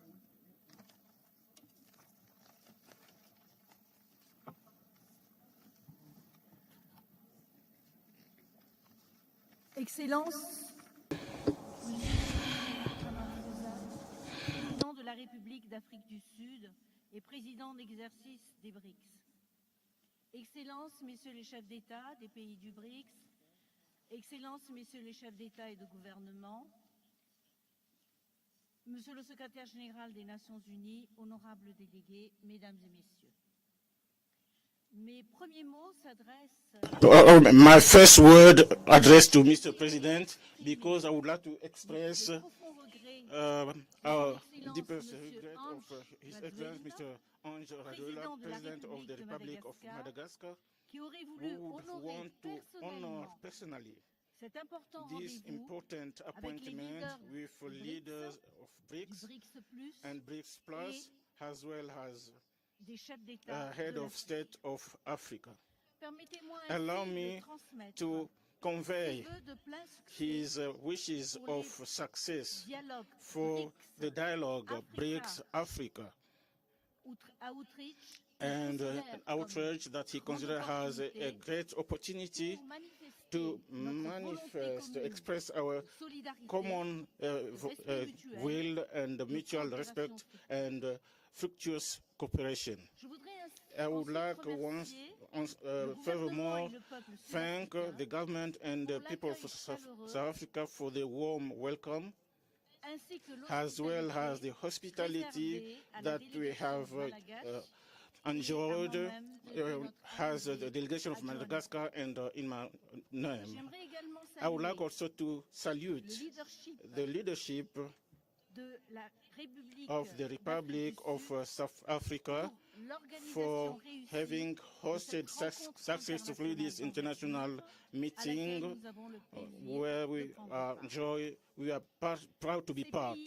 This country is enlightening a particular light on the African continent and the global South countries at a moment where the world needs solidarity, collective actions, and collective answer in face of challenges, emerging challenges, and the chosen theme is a relevant theme which answers to the concern of today.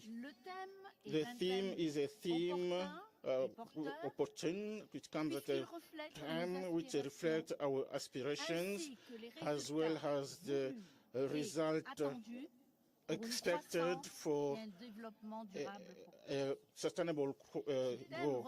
This theme reflects the concern for inequality and fast-tracked growth, which should be shared equitably, and also in South Africa to reduce poverty at great scale, transforming economies of the continent in order to create more wealth. At that point, as African countries, we are making an effort to diversify our market, to increase our part to the international trade, as well as to the value, to the chain value on the international scale. For that, through notably the project of the African Union, NASCAF. Today, we are celebrating the cooperation with BRICS.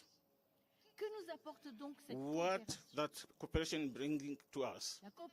The cooperation between Africa and BRICS countries allows us to benefit of technical and financial support. On the other hand, Africa relies on the increasing of its commercial trade, of foreign direct investment, as well as foreign support to development with our partner in developing countries. For Madagascar, we rejoice particularly with the cooperation between Madagascar and BRICS country members in key sectors of development such as infrastructure, agriculture, capacity building, as well as trade. Once again, the aim, the objective of this Madagascar is to realize the ambitions and aspirations of the people. They want to see Madagascar on the path of industrialization, to be a competitive country and attractive. For that objective, we have made some reform for change, favoring institutive measures which were initiated in order to attract investment in Madagascar in all development sector, agriculture, mineral industry, as well as the promotion of industrialization, all this to support the creation of jobs and to bring value added to our products. Africa has a lot of wealth, natural resources. Africa has inimaginable resources and inestimable as well. Countries from BRICS and of the Global South will gain to work jointly in a mutual confidence. In mineral industry, for instance, Madagascar is planning to work with countries from Africa. Just now, someone mentioned the need to change the paradigm. Changing the paradigm is to be bold enough to bring about changes and also think boldly. In fact, the financing of the economy exclude our societies as well as our economies from the world economy. Thankfully, that Africa is looking for a new partner to meet key factors of success in its dynamic path. This factor of success is access to financing. Africa will win to extend its partnership with the new development bank of BRICS to support the government to implement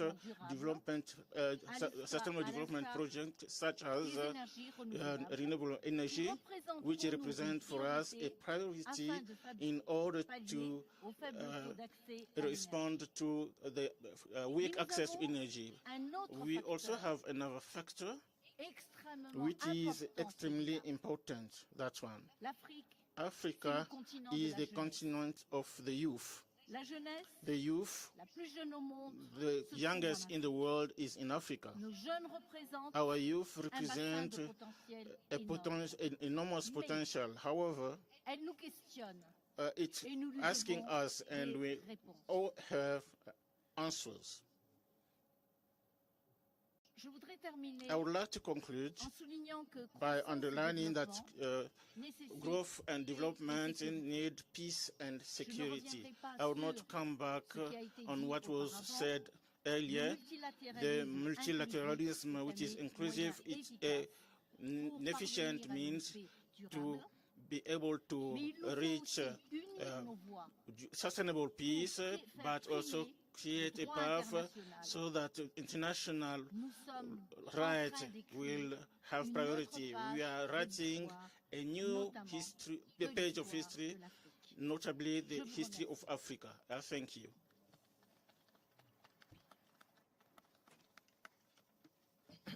Thank you very much, Minister. I now invite His Excellency Mr. Alain Ganou, Minister of Land Transport and Land Rail, Foreign Affairs, Regional Integration and Trade of the Republic of Mauritius. Thank you, Chair. Your Excellency, Mr. Cyril Ramaphosa, President of the Republic of South Africa and Chair of BRICS, Your Excellencies, respected leaders of the BRICS, distinguished heads of state and government, ladies and gentlemen, and dear friends. It is a great pleasure and an honor for me to be here today with leaders from BRICS and the Global South. I wish at the very outset to convey the warm greetings of Honorable Pravin Kumar Jagnnath, the Prime Minister of the Republic of Mauritius, who unfortunately could not be present. Let me express also my gratitude to our brother President Ramaphosa for having invited the leaders of our continent to today's dialogues to engage in building mutually beneficial partnerships for a multipolar world.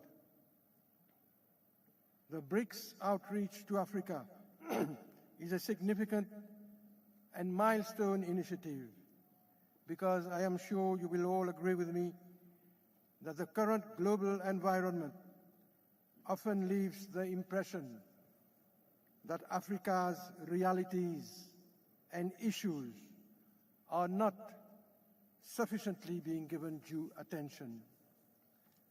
We are indeed glad that BRICS have chosen to partner with our countries and have elevated Africa at the very core of their summit.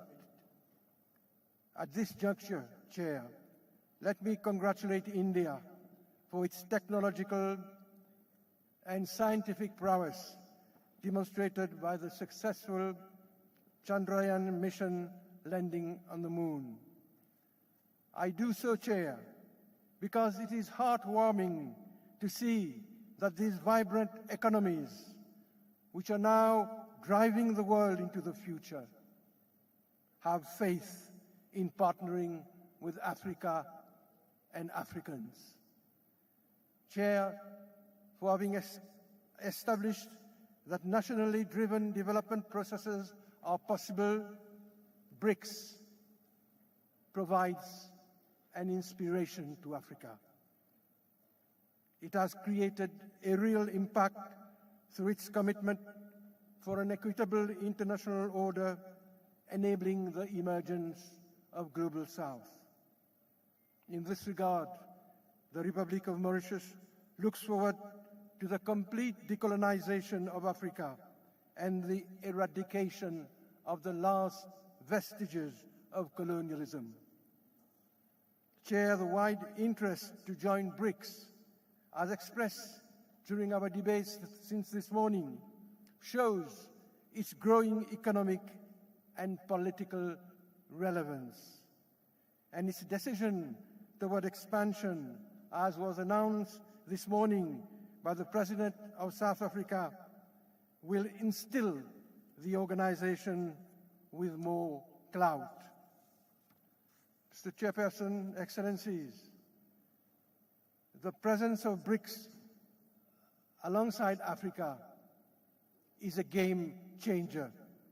It will establish a political and economic architecture conducive to the development of our continent based on a just and an equitable governance system.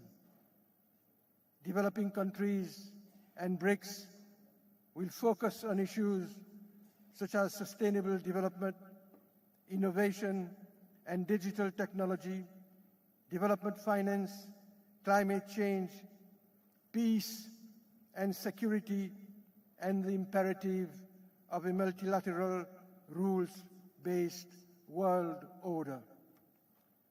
This collaboration, Chair, will not only address the complex realities of our continent, but also the multiple challenges of the vulnerable African small island developing states, the SIDS. The Secretary General of the United Nations this morning indicated that SIDS are today facing an existential threat, and this is no exaggeration. Chair, while Africa can look forward to business proposals from BRICS, African economies can offer large and affluent markets. BRICS can also provide investment finance, which was once the monopoly of the developed world. Mauritius, as the rest of Africa, expects mutually beneficial trade, investment, and economic cooperation. Africa can benefit from the expertise which has propelled BRICS' robust economic growth through technology transfer and development policies. As a strong organization promoting diversity and inclusivity and sharing the values of developing countries, BRICS has rekindled the hope for a multipolar world. Together, we have the opportunity of reshaping the rules and the global governance structures so that they become more responsive to the aspirations of our countries and peoples. Indeed, Chair, many of the long-standing arrangements which determine trade and development do not adequately serve the interest of developing countries. The international financial system is an obvious example and a clear illustration. Our food security, energy security, and even the security of our people are often the first casualties of international events. Close collaboration with BRICS will therefore enable us to collectively chart major decisions in the interest of our welfare and of our common future. Chair, Excellencies, Mauritius believes in regular consultations between BRICS and Africa, which will strengthen our partnership and address issues on the global agenda for a better and brighter future. We are confident that the South African chairmanship of the BRICS will continue to be the voice of the global South and promote inclusivity. Let me conclude, Chair, by reiterating our deep appreciation to the government of South Africa for its invitation to the summit, for its warm welcome and its hospitality. I have done, Chair, and I thank you for your attention.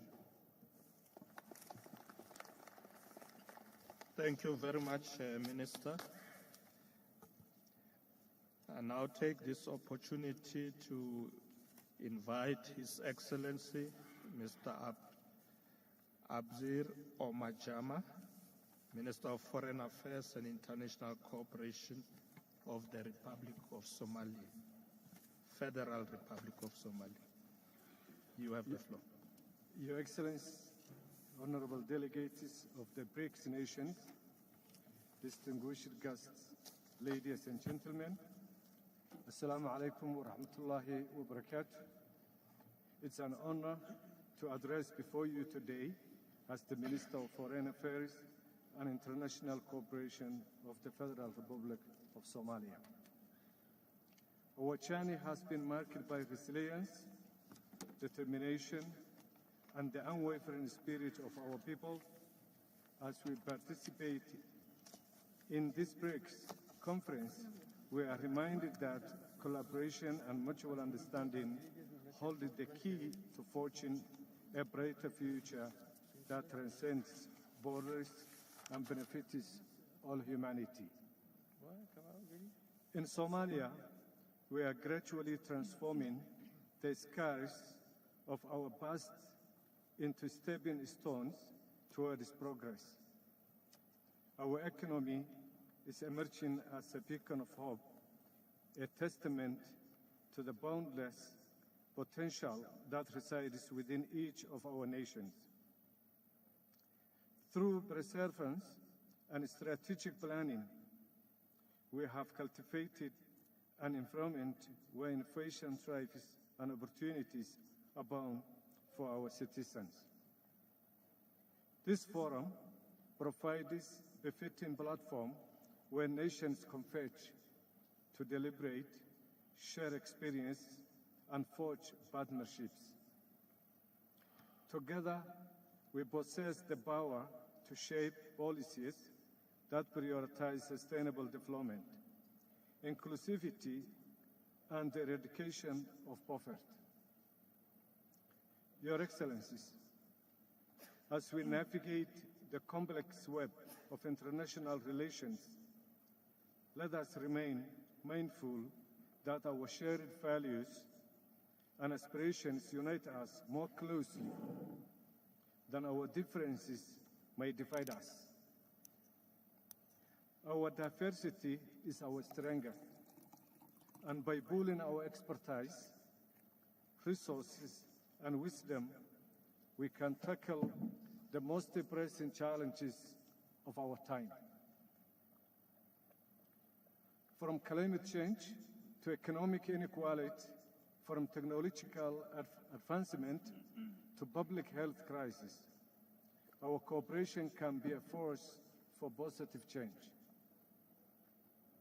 By building bridges between our nations, we create pathways for cultural exchange, trade, and the exchange of knowledge. It's through these exchanges that we learn to appreciate the richness of our differences and to build a world where every voice matters. Your Excellencies, the road ahead is not without obstacles, but we stand united in our commitment to overcoming them.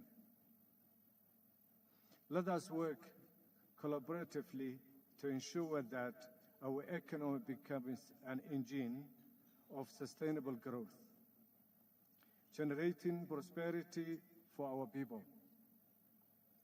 Let us strive to create an environment where innovation is nurtured, where the fruits of development are equitably shared, and where no one is left behind.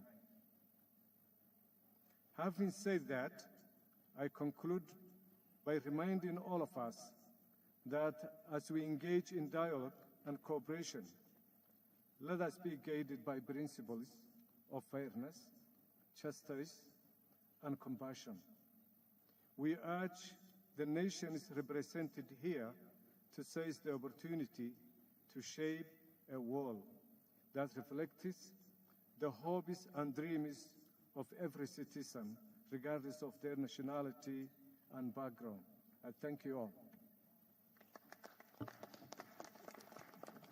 Thank you. Thank you very much, Your Excellency. Your Excellencies, we are now left with 6 statements. Let me just indicate who they are so we make sure we don't miss anybody. So it will be the Republic of Algeria, Republic of Angola, Republic of Gambia, the State of Kuwait, Republic of Mauritania, and lastly, the Republic of Rwanda. Those are the remaining statements for this afternoon or early evening. So what we're going to do is I'm going to ask Minister of Agriculture and Land Reform, Minister Togo Titis, to facilitate the remaining statements. And after that, I will return to close the session. Thank you very much.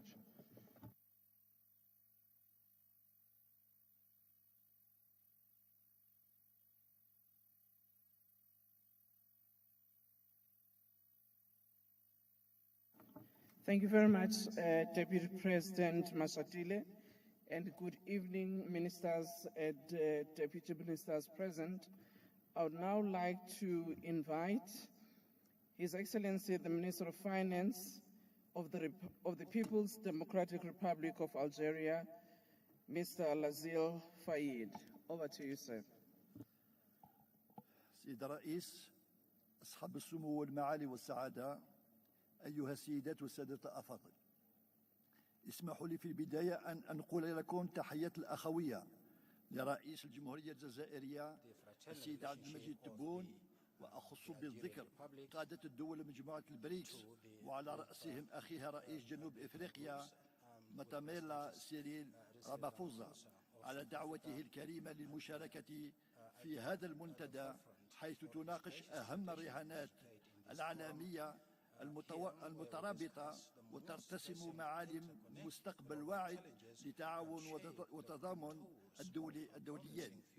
سيد الرئيس، إن التغيرات المتسارعة التي يشهدها العالم اليوم أفرزت مزيج معقد من التحديات التي يجب التصدي لها ومن الفرص التي ينبغي استغلالها على أمثل وجه. وفيما يخص التحديات فإن العولمة السعيدة كما وصفت أصبحت اليوم في التراجع، وأطر الشركات متعددة الأطراف قد انتبه لانتعاش الأنانيات والتشكيك في الغير والانكماش على الذات، كما بات من الواضح أن السلوكيات الأحادية ومنطق الإملاءات قد فرضت على الدول النامية محل القيم الأساسية للتعاون والشراكة والتضامن.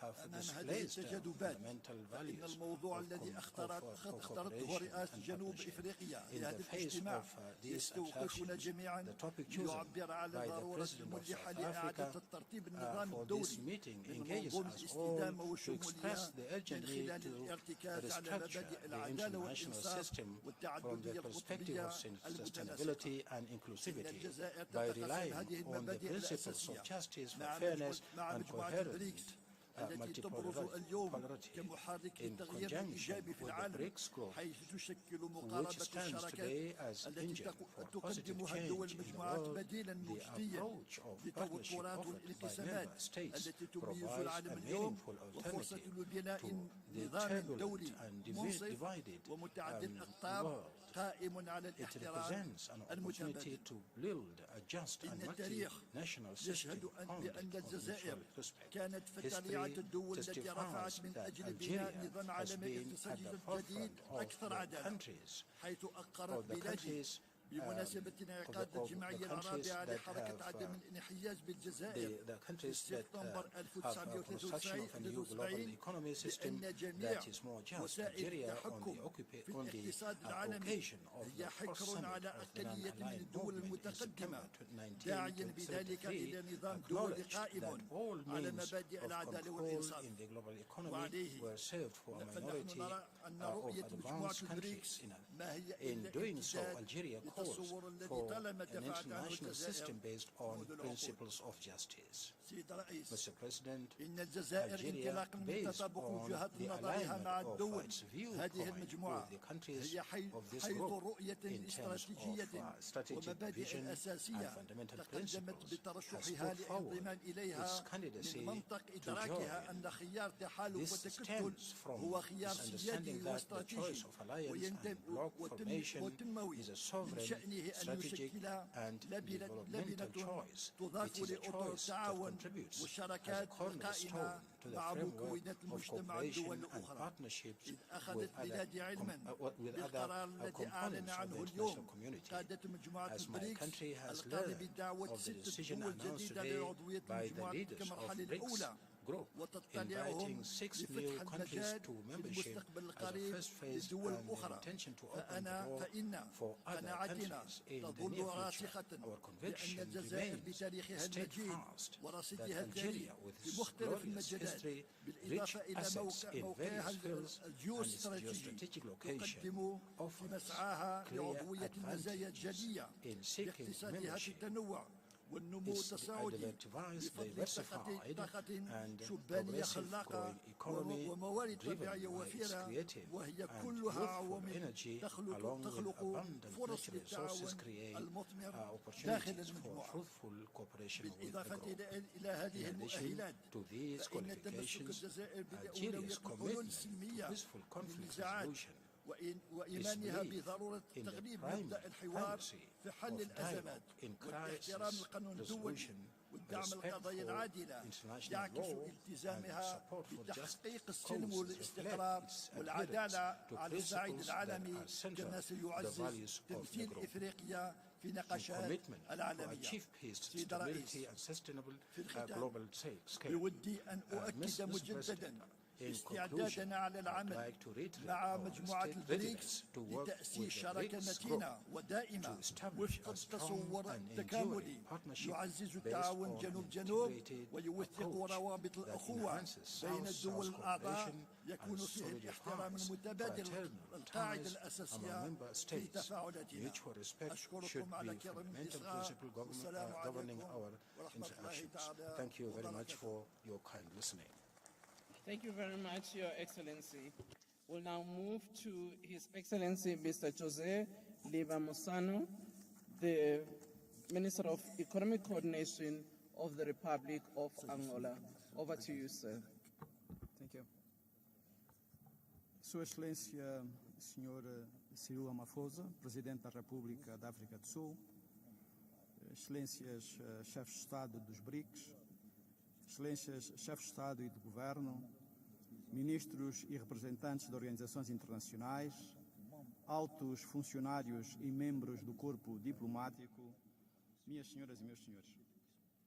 Em nome de Sua Excelência, Sr. João Manuel Gonçalves Lourenço, Presidente da República de Angola, gostaria de agradecer a Vossa Excelência, Sr. Presidente Cyril Ramaphosa, pelo convite e pela calorosa hospitalidade que nos foi reservada.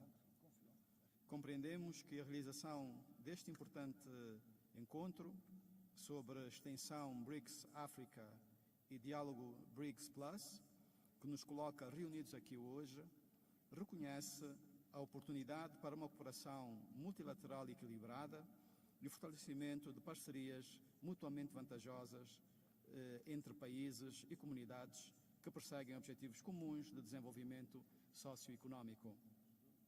As diversas crises que vivemos mundialmente neste século deixam a clara importância do desenvolvimento sustentável